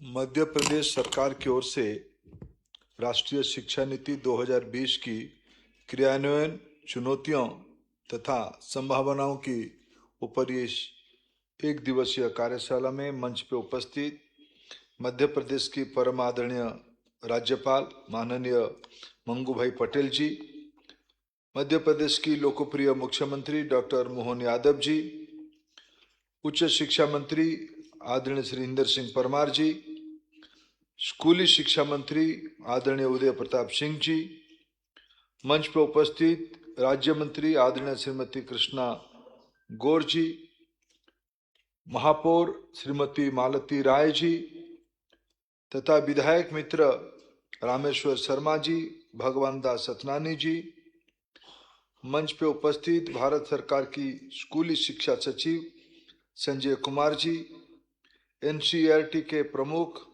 आदरणीय सकलानी जी, मध्य प्रदेश की शिक्षा एजुकेशन एडवाइजर श्री अशोक कड़ेल जी तथा यहाँ उपस्थित सभी महानुभाव, शिक्षाविद, अधिकारी मित्रगण, पत्रकार साथीगण और भाई और बहनों, मित्रों, मैं सबसे पहले मध्य प्रदेश शासन का, मुख्यमंत्री श्री मोहन यादव जी का, दोनों शिक्षा मंत्री मेरे मित्र इंदर सिंह परमार जी और आदरणीय राजा साहब का बहुत बहुत आभारी हूँ। उन्होंने सदैव शिक्षा को एक प्राथमिकता का विषय रखते हुए स्वयं आदरणीय मोहन जी, जैसे अभी परिचय करवाया जा रहा था, हम सब भारत की छात्र आंदोलन से आए हुए कार्यकर्ता हो, आदरणीय मोहन जी हो, आदरणीय परमार जी हो, अशोक कड़ेल जी हो, हम सब भारत की शिक्षा आंदोलन की उपज है। मित्रों, मैं सौभाग्यशाली हूं, मध्य प्रदेश ऐसा एक राज्य है जो एनईपी की क्रियान्वयन में अग्रसर तो है ही, भारत की सभ्यता को कंटिन्यूटी के साथ जोड़े रखने का भी अग्रसर है। ये भारत की हृदय स्थल है। भारत की समाज को अगर तात्विक दृष्टि से समझे, हमारी जो ग्रंथ रहा, हमारी जो विचार रहा, विश्वास रहा, धर्म रहा, मध्य प्रदेश ऐसे एक लैबोरेटरी है, प्रयोगशाला है, जहां सनातन हिंदू धर्म का बहुत बड़ा व्याख्यान हुआ है, बुद्धिज्म की व्याख्यान हुआ है, जैनिज्म की व्याख्यान हुआ है, परवर्ती अवस्था में मुगलों का भी इम्पैक्ट मध्य प्रदेश के ऊपर आया है। सिद्धांततः सभी साहित्य, सभी तत्व अच्छे के लिए होता है। शिक्षा ऐसा एक विषय है, और इस विषय को हम लोग आज एनईपी 2020 के बैकग्राउंड में 5 साल, जब एनईपी राष्ट्रीय शिक्षा नीति क्रियान्वयन का ये 5th ईयर है, 5वां साल है। मैं ऐसे नहीं मानता हूं कि भारतीय शिक्षा नीति कोई नई मसौदा है। भारत की सभ्यता आधारित, जिसको कभी भारतीय ज्ञान परंपरा कहा जाता है, भारतीयता कहा जाता है, जो इस सभ्यता के मूल स्तंभ है, जिसमें वैज्ञानिकता, साइंटिफिकनेस, जिसमें फिलोसॉफिकल क्लैरिटी, दार्शनिक स्पष्टता और आध्यात्मिकता की पटु इंपैक्ट रहती है, स्पिरिचुअलिटी, यह भारतीय शिक्षा व्यवस्था की मूल स्तंभ है। उसी के ऊपर पिछले कई सदी से, विशेष करके 19वीं सदी और 20वीं सदी में कुछ विस्मृति हम लोगों की हुई थी। विशेष करके 19वीं सदी में मैकॉले, और एक सिंबल है, मैकॉले एक सिंबल है, अनेक नामों को जोड़ा जा सकता है। उन्होंने भारत को अंग्रेजों की शासन को लंबे समय तक स्थायी बनाने के लिए जो रणनीति बनाई, उसमें उन्होंने सबसे पहले किसी के ऊपर प्रयोग किया, किसी को डिरेल किया, वो शिक्षा को किया। इसीलिए पिछले दिनों माननीय प्रधानमंत्री मोदी जी ने सही कहा, आज हम 2025 में हैं और 10 साल के बाद 2035 तक मैकॉले प्रणाली को भी 200 साल होगा। क्या हम तब तक मैकॉले प्रणाली, हमें शायद अंग्रेजी भाषा से आज 21वीं सदी में कोई बहुत परहेज नहीं है, लेकिन क्या हमारा विचार की क्लैरिटी, स्पष्टता मैकॉले स्पिरिट पे होगा या भारतीयता पे होगा? मैं मानता हूं राष्ट्रीय शिक्षा नीति 2020 आप सभी के प्रयास से जो लागू हो रहा है, या इसका जो हम मध्यावधि समीक्षा कर रहे हैं 5 साल की 5वीं साल में, इसी विषय को याद दिलाने के लिए। मित्रों, देश में लगभग 30 करोड़ विद्यार्थी हैं। अगर मैं मध्य प्रदेश की हिसाब करूं तो मध्य प्रदेश में, मैं एक स्टैटिस्टिक्स अभी हिसाब कर रहा था, मध्य प्रदेश में लगभग 1,50,00,000 स्कूली विद्यार्थी, 1,35,00,000। उच्च शिक्षा में मैं हायर एजुकेशन की देख रहा था, लगभग आपकी ग्रोथ के साथ अच्छे 27 लाख, कोई स्टैटिस्टिक्स मेरे सामने 27 लाख का है। ये कुल मिला के 1.5 करोड़ स्टूडेंट है। मध्य प्रदेश की आबादी 9 करोड़ है। हमें विकसित भारत के लक्ष्य को पूरा करना है। मध्य प्रदेश की आम लोगों की जिंदगी की मानक को बढ़ानी है। मध्य प्रदेश में अगर मैं थोड़ा उसको और व्यापकता करूं, विद्यार्थी जीवन की पहले और विद्यार्थी जीवन की, प्रोफेशनल जीवन की थोड़े और आगे तक हिसाब करूं, 0 से 25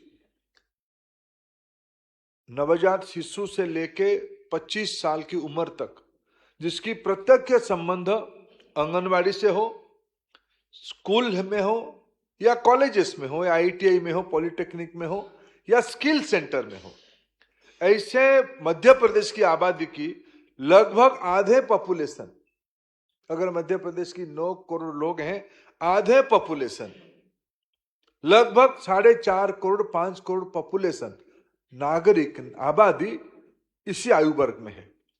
मैं मध्य प्रदेश के लिए इसको एक सिल्वर लाइन, स्वर्णिम रेखा में मानता हूं। इसी से 2020 की शिक्षा नीति जुड़ी हुई है। इसी से हमारी चुनौती, आपने शब्द लिखा, चुनौती क्या है?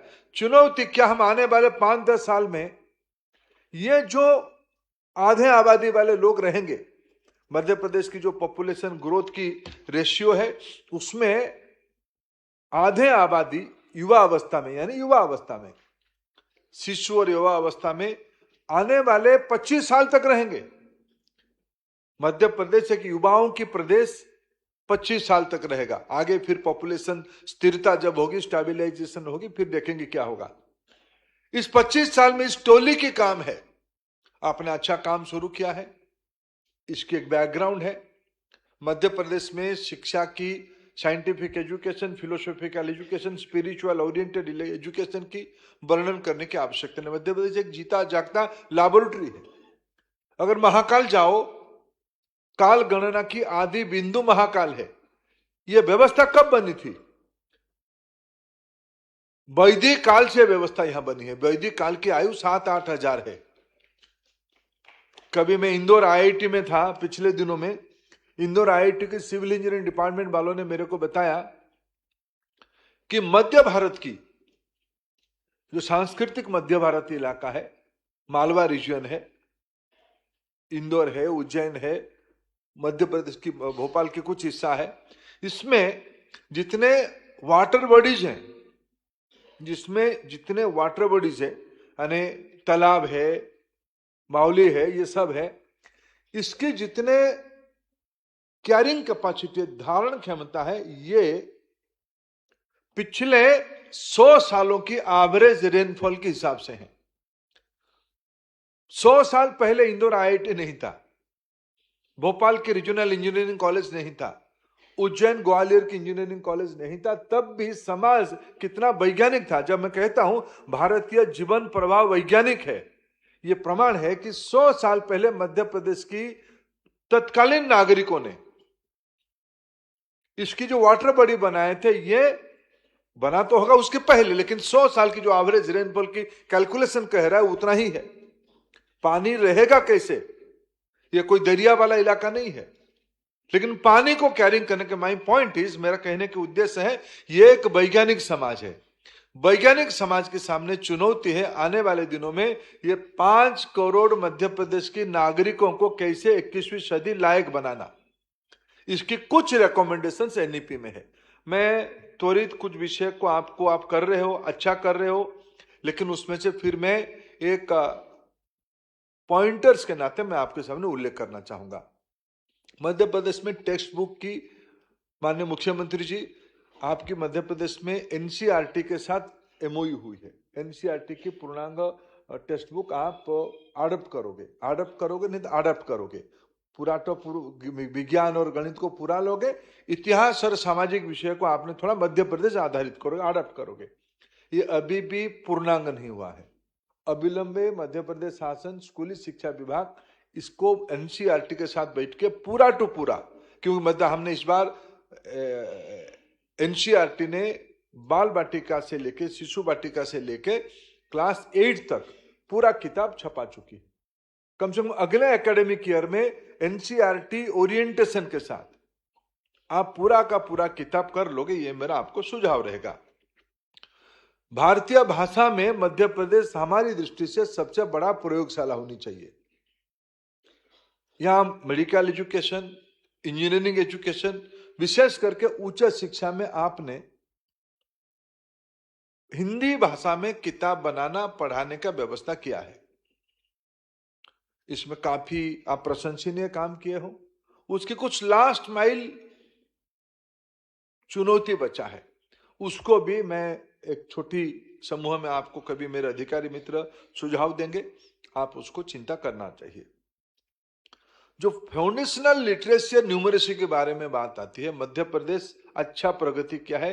विज्ञान वगैरह में तो राष्ट्रीय औसत से भी आगे गया है, लेकिन ताली मारी है, लेकिन चुनौती को भी सुनिए, क्योंकि आपने कार्यशाला का नाम दिया है, चुनौती को देखना है। अभी भी मुख्यमंत्री जी 60% बच्चे एवरेज में आए हैं परख में, 40% बच्चे अभी भी बाकी है। क्या हम 21वीं सदी में मध्य प्रदेश को देश की 1 नंबर की राज्य बनाना है, तो क्या हम अपने बच्चों को फाउंडेशनल लिटरेसी न्यूमरेसी में 40% पीछे रखना चाहिए? ये सोचने की आवश्यकता है। मध्य प्रदेश उसमें ध्यान देगा। इन दिनों में टेक्नोलॉजी एक बहुत बड़ा कैटलिस्ट बन चुकी है। एआई और स्कूल, एआई और हायर एजुकेशन, मैं रोज एआई का अभ्यास करता हूं, जानने के लिए कोशिश करता हूं एआई आखिर हमें कैसे मदद करेगा। मैं मेरा एक छोटा सा अनुभव बताता हूं राज्यपाल महोदय जी, आपका तो सामाजिक जीवन का बहुत बड़ा अनुभव है। विद्यार्थियों की, मैं एवरेज विद्यार्थी हूं, मोहन जी अच्छे विद्यार्थी हैं और डॉक्टर मोहन यादव जी हैं, मैं सामान्य हूँ। मैं जानता हूँ मोहन जी से मेरा बहुत पुराना संपर्क है, बचपन का मित्रता है, वो हमारे नेता रहे स्टूडेंट मूवमेंट में, भगवान भी हमारे नेता रहे, ये दोनों मेरे सीनियर हैं। राज साहब तो मित्र है मेरा, पार्लियामेंट में रहे। मित्रों, मैं डरता था स्कूल में कोई प्रश्न पूछा जाता है, आता तो है 80% बच्चों को उत्तर आता है, उत्तर लेकिन देते हैं 2-3 बच्चे, माने 1-2% बच्चे उत्तर देते, बाकी बच्चे उत्तर नहीं देते हैं। 2 कारण से नहीं देते हैं। गलती होने से सार नाराज हो जाएंगे, पिटाई होगी, ना गाली सुनने को मिलेगा, छोड़ो यार चुप रह जाओ। दूसरा, यार साथी क्या कहेगा, उसको गलती हो जाएगा शायद, गलती होने के बाद साथी कहेगा यार इसको इतना भी आता नहीं है, उस ग्लानि में रहना क्यों, उत्तर देना नहीं, चुपचाप मुंडी काट देना, जो 2-3 लोग बड़बोले देते हैं उसको देने दो, फिर हम लिख लेंगे, परीक्षा में लिख लेंगे। यह एवरेज भारतीय स्टूडेंट की एक मनस्थिति है। हमें लगता है जो एआई आया है ना, और टीचर भी बड़े, आप लोग सब, मैं आपको क्षमा चाहता हूं, आप भी बड़े सियाने होते हो, आपकी धीरे धीरे क्लास में चॉइसेस स्टूडेंट हो जाते हैं। जो आपके मन की लायक उत्तर देता है वही प्रशंसा की पात्र होता है। एवरेज स्टूडेंट या बिलो एवरेज स्टूडेंट चलती का नाम गाड़ी की डब्बा में बैठ जाता है। टेक्नोलॉजी एक ऐसा मैं आपको आरोप नहीं कर रहा, आपकी मदद से मेरे जैसे सामान्य विद्यार्थी भी यहां तक पहुंचा है। मेरे आप जैसे कुछ शिक्षक मेरे को हाथ पकड़ा, नहीं तुम भी कर सकते हो। ये जो छोटा सा आत्मविश्वास है ना, सबकी नसीब में नहीं मिलता है, सभी विद्यार्थियों को नसीब में नहीं मिलता है। ये एक बारीकी से मेरे को लगता है कि टेक्नोलॉजी और आगे चल के एआई ऐसा एक टूल बनते जा रहा है, और भारत की सरकार के प्रयास से बहुत सारे भारतीय लार्ज लैंग्वेज मॉड्यूल्स भी बनना शुरू हो गई है, जिसमें हम उसको अभ्यास करते करते मध्य प्रदेश उसमें से एआई एजुकेशन में अग्रणी होनी चाहिए, क्योंकि मध्य प्रदेश के पास ज्ञान के भंडार अथाह है, लेकिन वो हिंदी में, लोक भाषा में है, लोक कथा में है। यह जब तक एआई में नहीं पहुंचेगा तब तक यह ज्ञान भंडार दुनिया तक नहीं पहुंचेगी। बाकी का छोड़ो, क्योंकि इसलिए मैंने प्रयोगशाला कहा, मध्य प्रदेश अगर हिंदी में परंपरागत ज्ञान को, वैज्ञानिक ज्ञान को, जो भारतीय तत्व आधारित है, उसको एआई में डालेगा, उसकी लाभ हिंदी पट्टी के सभी लोगों को मिलेगा। आजकल हिंदी क्या, भारत की कोई भी भाषा में रहे, एआई उसको किसी भी भाषा तक पहुंचा सकती है।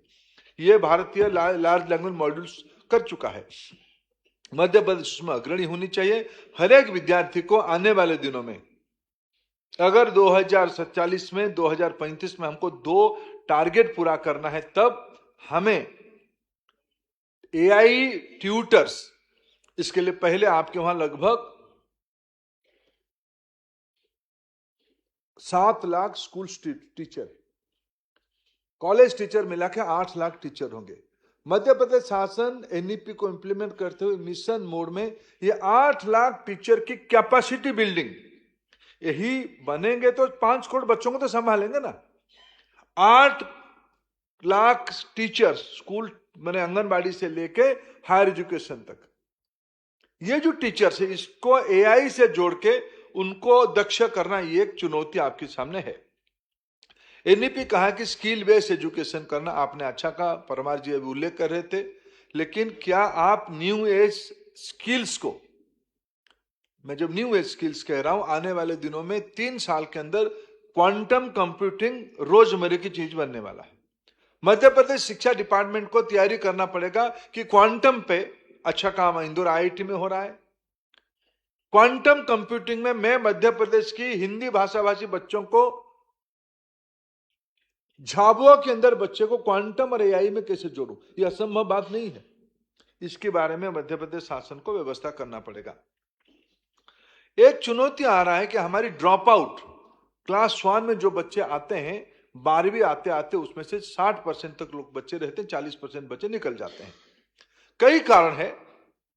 हमारी दायित्व होनी चाहिए, जो क्लास 1 में बच्चा आया, कक्षा 1 में जो बच्चा आया, कम से कम वो 12वीं तक निरंतर पढ़ते रहे, बाद में वो जॉब मार्केट में जाए, उच्च शिक्षा में जाए, रिसर्चर करे, किसी किसानी में जाए, घर जाए, जो करे। लड़का या लड़की 12वीं तक कंपलसरी पढ़े। इसके लिए आपने संदीपनी जैसे विद्यालय का भी शुरू किया, हमने पीएम श्री में आपको काफी मदद किया है। केंद्रीय विद्यालय, नवोदय विद्यालय, एकलव्य विद्यालय, आज भारत सरकार उसमें अग्रणी भूमिका निभा रही है। सीबीएसई बहुत सारे अच्छे स्कूल्स को भी खुलवा रहा है, लेकिन शासन की व्यवस्था होनी चाहिए एक जन आंदोलन शिक्षा को बनाने के लिए 12वीं तक सब बच्चे पढ़ पाए, जिनमें एम्प्लॉयबिलिटी, इनोवेशन, इसको एक जन आंदोलन बनाना पड़ेगा। रिसर्च को स्थानीयता के स्थानीय आवश्यकता के साथ जुड़वाना पड़ेगा।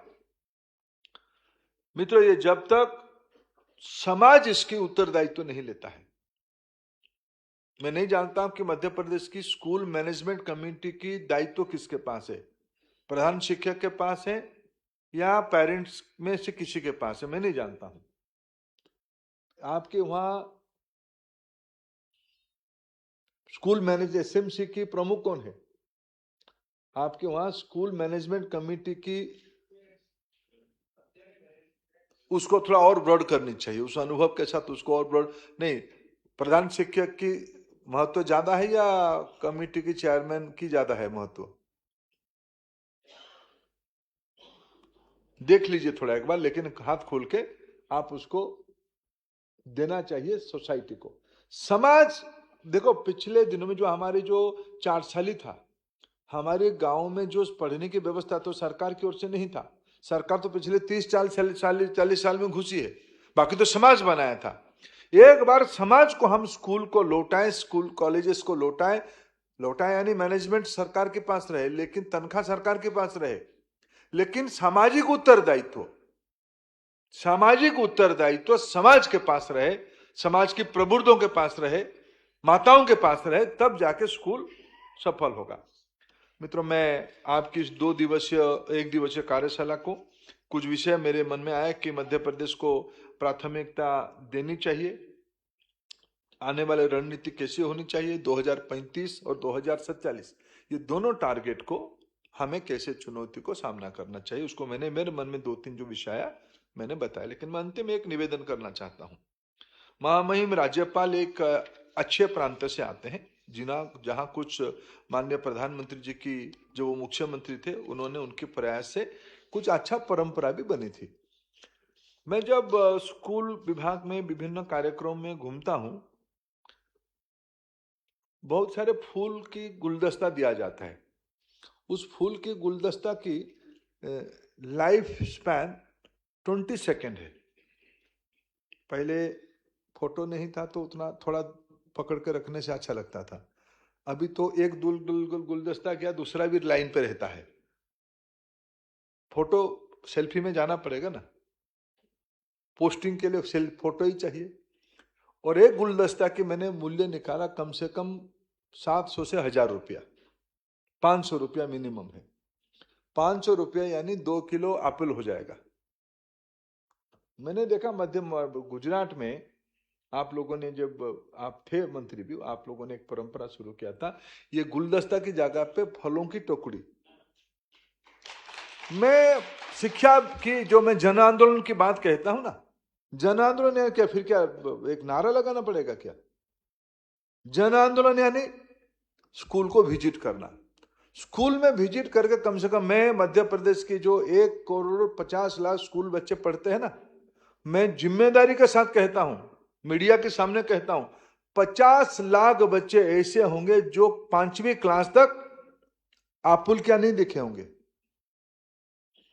दिखे होंगे तो बाजार में दिखे होंगे, खाने का उनको सौभाग्य नहीं है। अंजीर तो उनकी जिंदगी में शायद 10वीं के बाद आया तो आया, नहीं तो नहीं। एक ग्लास दूध पीना अनेकों की नसीब में प्रारंभिक, जब जिसको चाहिए तब नहीं है। मित्र, इसको बनाएगा कौन, करेगा कौन? ये मेरे मित्र रामेश्वर शर्मा जी बड़ा भंडारे लगाते हैं, हिंदू नेता है हमारा। मैं उनको निवेदन करूंगा, भंडारे के लिए बहुत लोग, रामेश्वर जी कम से कम इस बार आप लगाओ, आपकी कंस्टिट्यूंसी में कम से कम आज जैसे और गुरु नानक जैसे व्यक्तियों की दायित्व में, कम से कम आपकी कंस्टिट्यूंसी में कम से कम हफ्ते में एक बार एक ही बच्चे को 1 पीस अंजीर मिल जाए, 2 पीस काजू मिल जाए, 1 लड्डू मिल जाए, बेसन का लड्डू मिल जाए, शायद उसमें जो उसकी न्यूट्रिशनल इंपैक्ट उसके मन में आएगा, शायद उसमें से फिर कोई अब्दुल कलाम निकल सकता है। ये तो समाज की दायित्व है। प्रधानमंत्री जी ने पोषण का अभियान चलाया है। यह सरकारी विषय नहीं हो सकता है। जियो में काम नहीं हो सकता है। सरकार तो कर ही रहा है, मिड डे मील स्कीम चल रहा है, मध्याह्न चल रहा है, आंगनबाड़ी वाले भी न्यूट्रिशन के बारे में खूब काम कर रहा है। लेकिन हमारे घरों में कोई लड़की के वहां वो गर्भधारण करती है, आस पड़ोस के लोग उसको अच्छे मीठा खाने के लिए ले जाते कि नहीं ले जाते हैं? उनको घर बुलाते हैं, स्वादिष्ट चीज खिलाते हैं। क्यों? तो कोई सरकार तो नहीं कहा था। हमारी बच्ची है, उसकी मां का हालत और गर्भ में रहने वाला बच्चे की हालत ठीक हो, यह समाज की दायित्व है। मित्रों, में एनईपी 2020 मध्य प्रदेश में तब सफल होगा जब आने वाले 10-20 साल तक ये जो मैंने कहा आधे आबादी स्कूल में रहेगा, युवा अवस्था में रहेगा। इसकी मेंटरिंग करने के लिए कॉलेज में जाके आपने कभी समय बिताया?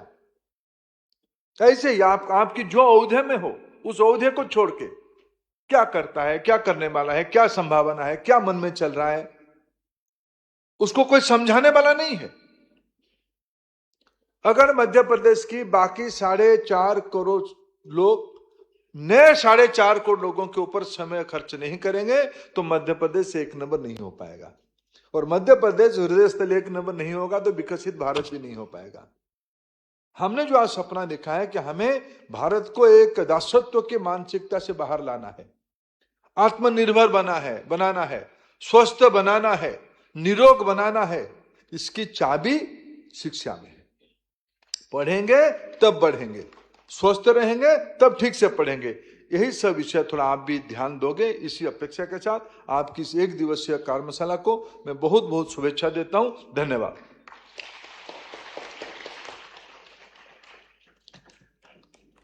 बहुत बहुत धन्यवाद माननीय केंद्रीय मंत्री महोदय श्री धर्मेंद्र प्रधान जी।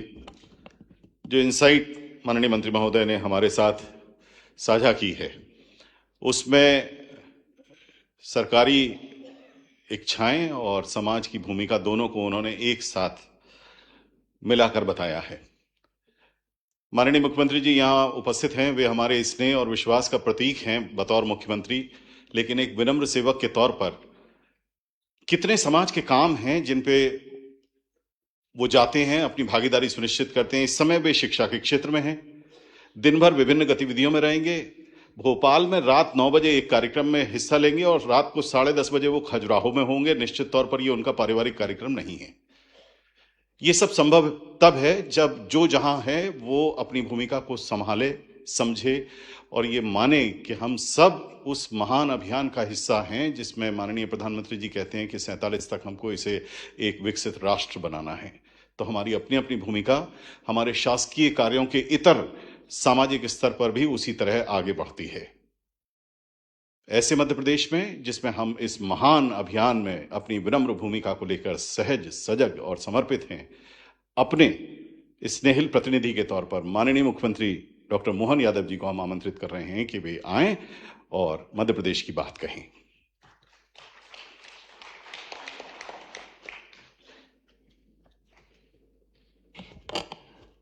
शिक्षा नीति 2020 के क्रियान्वयन, चुनौती और संभावनाओं पर आयोजित इस कार्यशाला में विराजमान मान्यवर महामहिम श्रीमान मंगू पटेल साहब, हमारे सबके सुपरिचित मध्य प्रदेश से छात्र जीवन के समय से, विद्यार्थी परिषद के काल से जिनका सतत संबंध रहा है, हमारे अपने लोकप्रिय शिक्षा मंत्री श्रीमान धर्मेंद्र प्रधान जी, मैं मध्य प्रदेश सरकार की ओर से आपका स्वागत करता हूँ, अभिनंदन करता हूँ।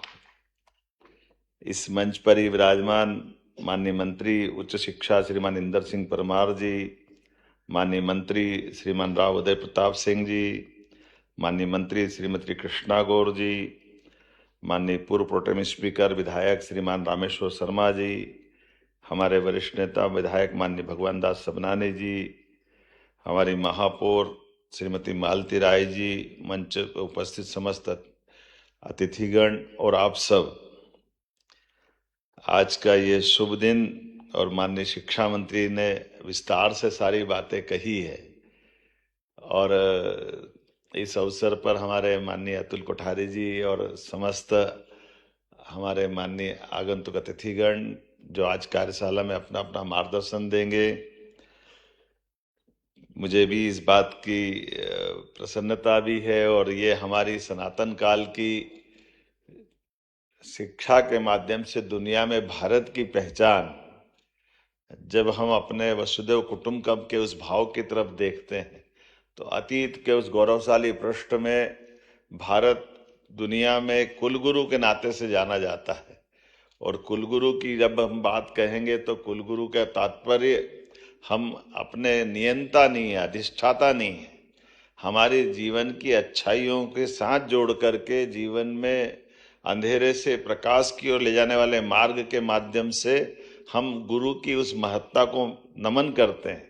मुझे इस बात की प्रसन्नता है माननीय शिक्षा मंत्री जी, हमारे इसी भाव के आधार पर शिक्षा नीति भी हमने सबसे पहले लागू की और कुलपतियों के नाम बदलकर कुलगुरु करने का भी अभियान हमारे राज्य में प्रारंभ किया है। जब हम अपने उस उदात्त भाव की तरफ ले जाते हैं तो शब्दों की भी अपनी महत्ता है, और शब्दों की महत्ता से हम वो सब कुछ जोड़ना चाहते हैं जिसके माध्यम से शिक्षा के आधार पर व्यक्ति के जीवन में बदलाव आएगा। व्यक्ति के जीवन में बदलाव के यद्यपि अतीत के बहुत सारे उदाहरण हमारे सम्मान्य गुरुओं के माध्यम से हर काल में, हर युग में, हर समय जब कभी किसी ने कोई बड़ा परिवर्तन किया है तो उस बड़े परिवर्तन के बदलाव में उसकी शिक्षा, उसके गुरुओं की बड़ी भूमिका है। भगवान राम के जीवन काल में भी हम अगर देखें तो भगवान राम और लक्ष्मण अपने राजमहल में हैं, लेकिन विश्वामित्र अगर आते हैं और विश्वामित्र महाराज दशरथ से अपनी कठिनाइयों में सेना नहीं मांगते, उनको स्वयं को भी नहीं मांगते, वो केवल भगवान राम और लक्ष्मण को मांगते हैं कि आपके राजकुमार दे दो, बगल के जंगल में ये भारी उत्पात राक्षस मारीच, सुबाहु, ये जो दूसरे का आतंक है उसमें केवल राम और लक्ष्मण। और ऐसे में भी जब महाराज दशरथ कहते कि मैं राम लक्ष्मण को दूं, मुझे बड़े कठिन भाव से देने की हाँ करूँगा तो मैं सेना दे देता हूँ, रथ दे देता हूँ, सारथी दे देता हूँ। उन्होंने कहा कुछ नहीं चाहिए, केवल आपके 2 बालक दे दो। और 2 बालक को जंगल के यथार्थ से परिचय कराते हुए हम अगर इसका विश्लेषण करें, यद्यपि ये धर्म के आधार पर हमारे सभी धर्माचार्य इसको अपने अच्छे ढंग से बात करेंगे, लेकिन कभी कल्पना करें कि विश्वामित्र जी भगवान राम और लक्ष्मण को अगर महल से मांग करके नहीं ले जाते तो हो सकता है रामायण के लिए और बाकी सारी बातों के लिए, लेकिन भगवान राम और लक्ष्मण ने जब अपने महल से कदम बाहर बढ़ाए तो उनके अंदर कॉन्फिडेंस भी आया, उनकी एक विराटता का आधार पर उनका जो दुनिया ने स्वरूप देखा है तो चुनौतियों से युवा मुकाबला भी करते हैं, मार्ग भी निकालते हैं। और उसी के बाद हमने सबने देखा कि वो तो मारीच सुबाहु से जंगल को मुक्त कराने ले गए, लेकिन उससे आगे बढ़ते हुए गुरु और आगे लेकर के जनक नंदनी स्वयंवर जहाँ हो रहा था वहां तक ले गए। और माता सीता के स्वयंवर की घटना हम सब जानते हैं कि उस दौर में जब दुनिया के सारे महारथी आए हुए थे स्वयंवर में, लेकिन उस स्वयंवर के इतने बड़े आयोजन में भी भगवान राम ने धनुष यज्ञ के माध्यम से न केवल अपने बल पराक्रम पुरुषार्थ का परिचय दिया, बल्कि माता सीता का वर्ण करके वह 2 भुज से चतुर्भुज होकर के एक नए रिकॉर्ड की तरफ बढ़े, नए प्रकार से दुनिया ने उनका परिचय पाया। और ये जो उनका कॉन्फिडेंस बढ़ा बात के परवर्ती काल में, वनवास काल में, वो सारी चीजों से तो तब तो वो महाशक्ति रावण से मुकाबला और उस प्रकार का जीवन अलग दिखा। और ये उनका नहीं, यही शिक्षा की महत्ता भगवान कृष्ण के काल में भी देखते हैं।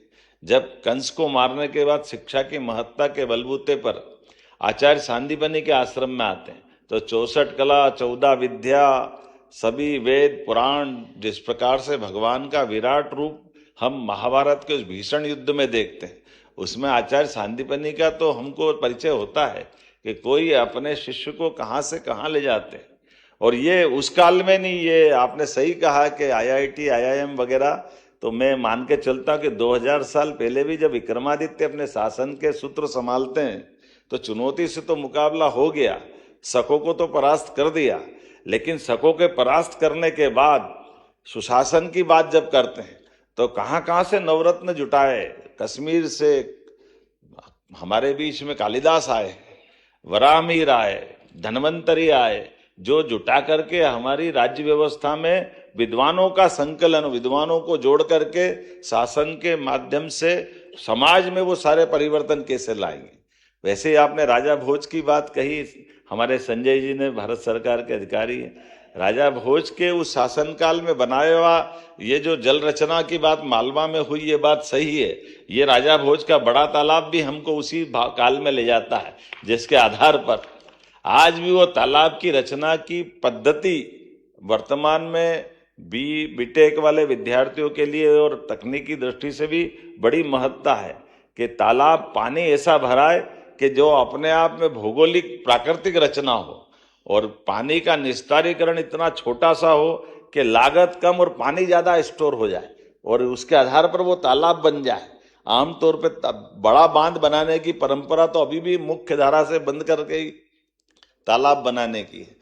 तो ये प्राचीन गौरवशाली अतीत के उदाहरण भी हमारे सामने है और इसी आधार पर जब हम अपने शिक्षा नीति की तरफ देखते हैं तो यशस्वी प्रधानमंत्री का और माननीय धर्मेंद्र जी का जोरदार अभिनंदन करें, जिन्होंने शिक्षा नीति 2020 लागू करके उसके दायरे भी खोले और शिक्षा नीति जो हमारी भविष्य की चुनौतियों में अपनी सार्थक भूमिका अदा करे।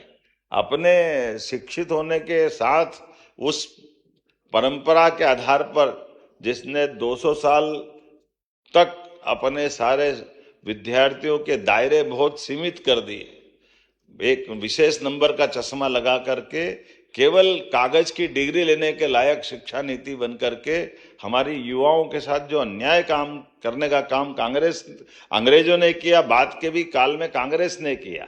मैं बड़े जवाबदारी के साथ कहना चाहूंगा कि आज की शिक्षा नीति में वो सारे दायरे खोले हैं जिसके आधार पर भारत दुनिया के अंदर अपनी बौद्धिक क्षमताओं के युवाओं के लिए एक उन्नत आकाश का मार्ग देता है। आओ आगे बढ़ो और सभी प्रकार के क्षेत्र में जो आपकी क्षमता योग्यता है सारे दायरे खोलकर बढ़ाने के लिए प्रेरित करता है।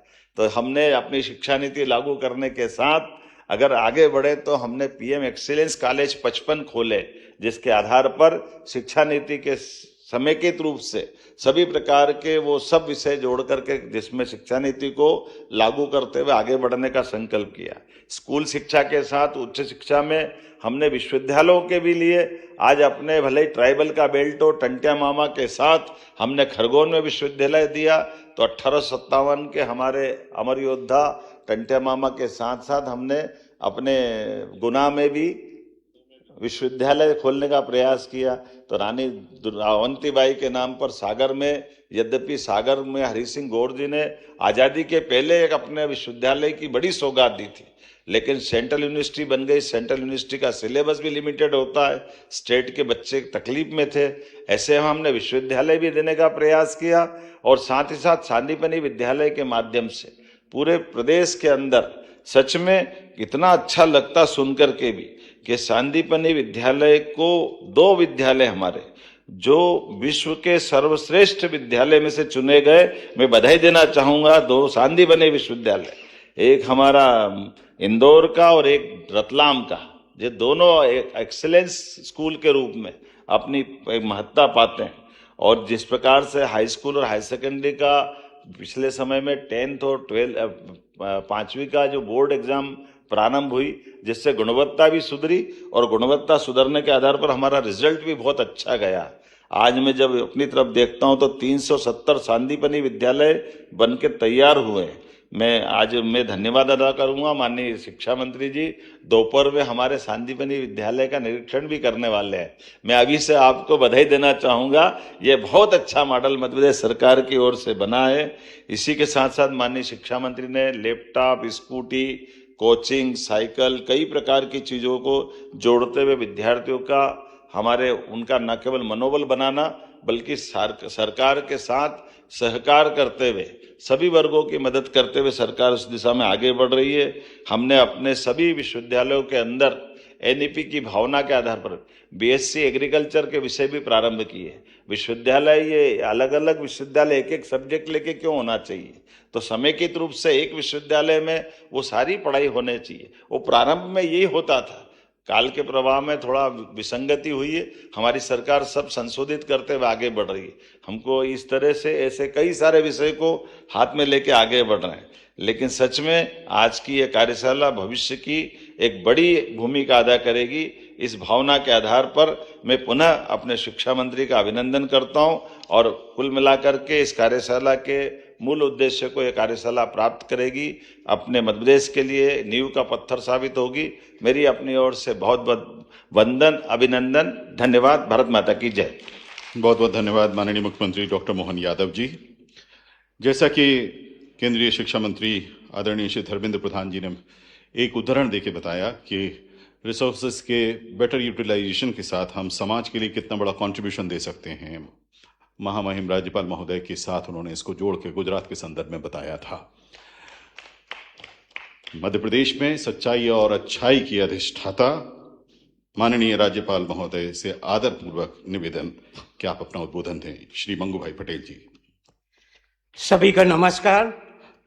मध्य प्रदेश में राष्ट्रीय शिक्षा नीति 2020 के कार्यक्रम में अपने बीच उपस्थित माननीय मुख्यमंत्री श्री डॉक्टर मोहन यादव जी, केंद्रीय शिक्षा मंत्री श्री धर्मेंद्र प्रधान जी, उच्च शिक्षा मंत्री राज्य सरकार इंद्र सिंह परमार जी, मंत्री श्री उदय प्रताप सिंह जी, राज्य मंत्री श्रीमती कृष्णा गौर जी, महापौर मालती राय जी, विधायक भगवान दास सबनानी जी, विधायक रामेश्वर जी, सचिव स्कूल शिक्षा मंत्रालय भारत सरकार श्री संजय कुमार जी, प्रोफेसर दिनेश प्रसाद राजवानी निर्देशक एनसीईआरटी, अशोक कडेल जी,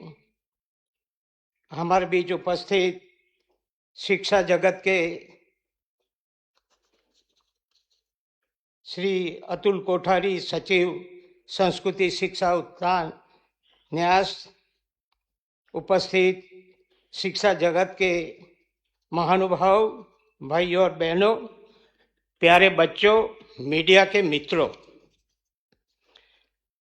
हम सभी जानते हैं कि प्रधानमंत्री श्री नरेंद्र मोदी जी के युवाओं के द्वारा देश समाज को बदलने के विश्वास का प्रतीक राष्ट्रीय शिक्षा नीति 2020 है। राष्ट्रीय शिक्षा नीति 2020 हमारे शिक्षा परिदृश्य में एक गहन परिवर्तन और सुधार का दस्तावेज नहीं, बल्कि भारत के भविष्य को नई दिशा देने की दूरंदर्शी कार्य योजना है, जिसका मूल स्वभाव समग्रता है। नीति के लक्ष्यों के समग्र शिक्षा, समग्र विकास और समग्र राष्ट्र निर्माण से जुड़ी चुनौती और मध्य प्रदेश की विशेष परिस्थितियों में उपलब्ध संभावनाओं पर प्रभावी क्रियान्वयन के लिए सामूहिक विचार की पहल सराहनीय है। नीति के एकीकृत स्नातक कार्यक्रम, बहुप्रवेश बहु निर्गम व्यवस्था, शैक्षणिक बैंक ऑफ क्रेडिट और अनुसंधान केंद्रीय वातावरण आदि प्रावधान उच्च शिक्षा के अधिक लचीला, आधुनिक और वैश्विक प्रतिस्पर्धात्मक से समृद्ध बनाने का अवसर है। इसके लिए प्रदेश के उच्च शिक्षण संस्थाओं को नवाचार, गुणवत्तापूर्ण संकाय विकास, डिजिटल अवसंरचना और उद्योग शिक्षा सहभागिता के सुदृढ़ीकरण के कार्य समयबद्ध तरीके से करने होंगे। विद्यालयीन शिक्षा में बच्चों को मातृभाषा में अभिभावात्मक शिक्षण के द्वारा मूल साक्षरता और संख्यात्मक ज्ञान देने के लिए अधिक आनंदमयी, समझ आधारित और भविष्य उन्मुख शिक्षा के लिए ही एनईपी में 5+3+3+4 की संरचना की गई है। इसके प्रभावी क्रियान्वयन के लिए शिक्षक प्रशिक्षण, आधुनिक तकनीक और नवाचारशील पद्धतियों के द्वारा हमें हमारे विद्यालय तंत्र को अग्रणी बनाना है। 21वीं सदी के लिए विद्यार्थी को तैयार करने के लिए कृत्रिम बुद्धिमत्ता के द्वारा कौशल निर्माण, डिजिटल साक्षरता और सेल्फ लर्निंग के लिए आयाम को प्राप्त करने के लिए आउट ऑफ द बॉक्स सोच के साथ करना होगा। NEP में विदेशी विश्वविद्यालय की स्थापना की संभावनाओं को मध्य प्रदेश वैश्विक शिक्षा केंद्र के रूप में विकसित करने के अवसर के रूप में मिला जाए। शिक्षा की गुणवत्ता को नई ऊर्जा देने के लिए शिक्षकों को AI आधारित सहायक उपकरणों के उपयोग के लिए प्रोत्साहित करना जरूरी है। इसके लिए पारदर्शी नियमन, गुणवत्तापूर्ण प्रमाण और विश्व स्तरीय अवसंरचना को सुनिश्चित करना आज की प्राथमिक आवश्यकता है। हमें ये भी समझना होगा कि नीति का सफल क्रियान्वयन केवल प्रासंगिक कदम नहीं बल्कि एक संयुक्त राष्ट्रीय प्रयास है। सही दिशा, स्पष्ट लक्ष्य और समन्वित कार्य संस्कृति के माध्यम से मध्य प्रदेश को शिक्षा परिवर्तन की दिशा में देश का अग्रणी राज्य बनाना होगा। कार्यशाला के सार्थक चिंतन और प्रभावी निष्कर्ष को द्वारा प्रधानमंत्री जी की विकसित भारत एट 2047 की संकल्पना साकार करना जरूरी बनता है। यहाँ गुजरात की बात केंद्र के शिक्षा मंत्री ने बताया, फ्रूट की टोकरी बांटने की बात। ऐसा फंक्शन होता था, फ्रूट की टोकरी बांटते थे और कई ऐसे कार्यक्रम होते थे कि आसपास में कोई आंगनवाड़ी हो, बच्चे हैं, उसके वहाँ भेज देते तो सभी बच्चे को फ्रूट खाना मिलता। ये प्रयोग गुजरात में बहुत अच्छी तरह रहा। और दूसरी बात, ट्राइबल एरिया में प्राइम मिनिस्टर जब CM थे तभी कुपोषण की भी बात ट्राइबल में आती थी। इतनी शिक्षा भी नहीं थी, तो दूध संजीवनी योजना धोरण 1 से 8 तक के बच्चे को मिल्क पिलाने का दूध संजीवनी योजना उन्होंने चालू किया। बनासकांठा पूरा ट्राइबल एरिया है, वहां से शुरुआत किया। 3 महीने के बाद प्राइम मिनिस्टर ने कहा, मंत्री से एक बार देख के तो आओ क्या हुआ है वहां बच्चों को दूध पिलाने में। मैं गया, स्कूल के कार्यक्रम बड़े, सब पेरेंट्स भी आए थे। पेरेंट्स को पूछा कि ये दूध संजीवनी योजना के आपके बच्चे में क्या बदलाव आया है। उन्होंने बताया कि कुपोषण की बात, बच्चे अच्छे तरह पढ़ नहीं सकते, नजदीक से पढ़ते थे, तो हमारा बच्चा अभी देख सकता है, ऐसे उच्च के उतार थे। अभी हमारा बच्चा रोज स्कूल जाता है, ड्रॉप आउट की बात भी होगी। हमारा बच्चा रोज स्कूल जाता है, क्यों? कि उनको दूध पीना मिलता है। और हमारे बच्चे के चेहरे पे अभी लाली आई है। कितना बड़ा बदलाव, एक सोच में कैसे प्रगति होती है ये हमने देखा है। यहाँ शिक्षा मंत्री ने, केंद्र के शिक्षा मंत्री ने शिक्षा जगत की कई वास्तविकता बात किया है। हमको ये भी समझना है, कई बार पेरेंट्स बच्चे को भेज देते हैं स्कूल पे, बाद में घर के पेरेंट्स की जवाबदारी खत्म हो गई। ऐसा नहीं, सभी शिक्षा जगत के लोगों को भी, मगर बच्चे के पेरेंट्स को भी जितने हमने शिक्षकों को जिम्मेवारी दी है उतनी जिम्मेवारी हमारे पर भी है। ऐसे कई गोष्ठी में मैं समाज को भी कहना चाहूँगा कि बच्चे को ही स्कूल भेजा, अपना काम पूरा नहीं हो जाता। 1 से लेकर यूनिवर्सिटी तक आपको बच्चे को अच्छी अच्छी पढ़ाई करना है, तो जितनी जिम्मेदारी सरकार की है तो प्रजा की यानी पेरेंट्स की भी है, वो भी समझकर जो सब करेंगे तो मैं समझता हूँ जो प्राइम मिनिस्टर के मन में जो है पड़ा हुआ है। मैं आज ये कार्यक्रम तो शाम तक चलेगा, 5 जितने सेशन है, कई ऐसे निष्कर्ष निकलेंगे जो आपके बुद्धिमत्ता का, यहाँ जो 5 सेशन में जो आप बात करेंगे, प्राइम मिनिस्टर विकसित भारत 2047 की बात कर रहे हैं, तो मैं समझता हूँ एक कार्यक्रम ऐसा भी हुआ, प्रधान जी को तो मालूम होगा, गत विवेकानंद जयंती में सारे हिंदुस्तान के शिक्षा जगत के, खास करके कॉलेज के बच्चे, यूनिवर्सिटी के बच्चे की 2047 में हम विकसित भारत बना के लिए क्या कर सकते हैं, ऐसे सोच के पत्र तुम भेजो। और एक विवेकानंद जयंती के लिए कार्यक्रम हुआ, 3000 बच्चे का कार्यक्रम हुआ, प्राइम मिनिस्टर ने दिल्ली में किया। मैं समझता हूं कि जितनी शिक्षा नीति जो 2020 की जो बनी है, आगे जाकर हमारे एक एक बच्चे को हमारे समाज के लिए क्या करना है, देश विकसित भारत बनाने के लिए क्या करना है, उसमें अच्छी तरह समझ आ जाएगी। आपके आज के जो प्रयत्न है वो प्रयत्न में आप भी इतने ही सहभागी हो, ऐसी अपेक्षा के साथ मैं मेरी बात पूरी करता हूं। आभार। भारत माता की जय। बहुत बहुत धन्यवाद माननीय राज्यपाल महोदय श्री मंगूभाई पटेल जी। आप सभी की आदरणीय उपस्थिति के प्रति आभार के 2 शब्द कहने के लिए आदर के साथ आमंत्रित हैं आयुक्त स्कूल शिक्षा श्रीमती शिल्पा गुप्ता जी। आदरणीय देवी सज्जनों, इसके बाद हम 15 मिनट का चाय का ब्रेक लेंगे और फिर पुनः यहां पधारेंगे।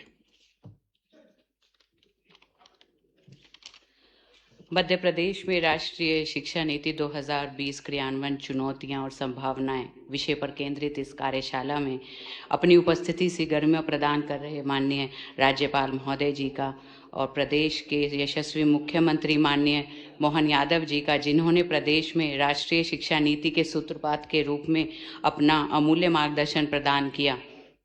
और मैं माननीय केंद्रीय मंत्री शिक्षा मंत्रालय भारत सरकार श्री धर्मेंद्र प्रधान जी के प्रति भी विभाग की ओर से आभार ज्ञापित करती हूं, जिन्होंने अपने विशिष्ट उपस्थिति और ज्ञानपरक उद्बोधन से हम सभी को लाभान्वित किया है।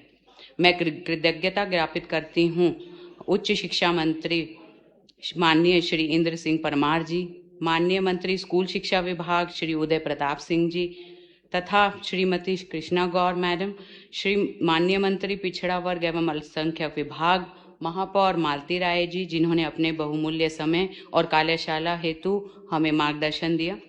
माननीय विधायक भगवान सिंह सबनानी जी, माननीय विधायक रामेश्वर शर्मा जी, माननीय अशोक कड़ेल जी को भी बहुत बहुत धन्यवाद। इस अवसर पर पधारे माननीय सचिव स्कूल शिक्षा विभाग भारत सरकार श्री संजय सर का भी बहुत बहुत धन्यवाद ज्ञापित करती हूँ। डायरेक्टर एनसीईआरटी का भी बहुत बहुत धन्यवाद। इस कार्यक्रम में पधारे देश भर से प्रख्यात विचारक, आगामी तकनीकी सत्रों में जो हमें पार्टिसिपेट करने वाले मुख्य वक्ता, हमारे शिक्षाविद, राष्ट्रीय शिक्षा नीति और भारतीय ज्ञान परंपरा की जो विभिन्न समितियां हैं उनके सदस्य, महाविद्यालय और स्कूलों से आए प्राचार्यगण, स्कूल एवं उच्च शिक्षा विभाग के अधिकारी कर्मचारीगण, समस्त मीडिया कर्मियों को मैं इस कार्यशाला को सफल बनाने के लिए धन्यवाद देती हूँ। बहुत बहुत धन्यवाद। आदरणीय देवी सज्जनों, माननीय राज्यपाल महोदय, माननीय मुख्यमंत्री महोदय तथा अन्य अतिथि अभी प्रस्थान करेंगे। आप अपने अपने स्थान पर कृपया खड़े हो जाएं। राष्ट्रगान।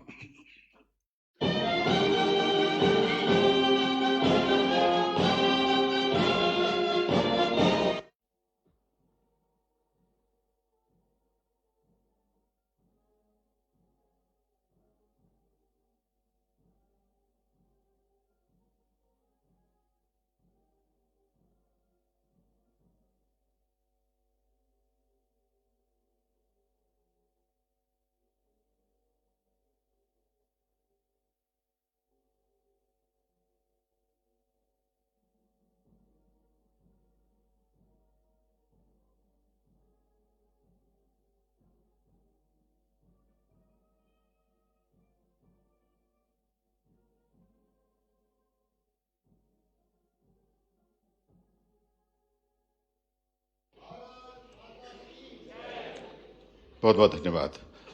महानुभावगण अब प्रस्थान कर रहे हैं। 15 मिनट का टी ब्रेक। पहले टेक्निकल सेशन के लिए 12:45 पर हम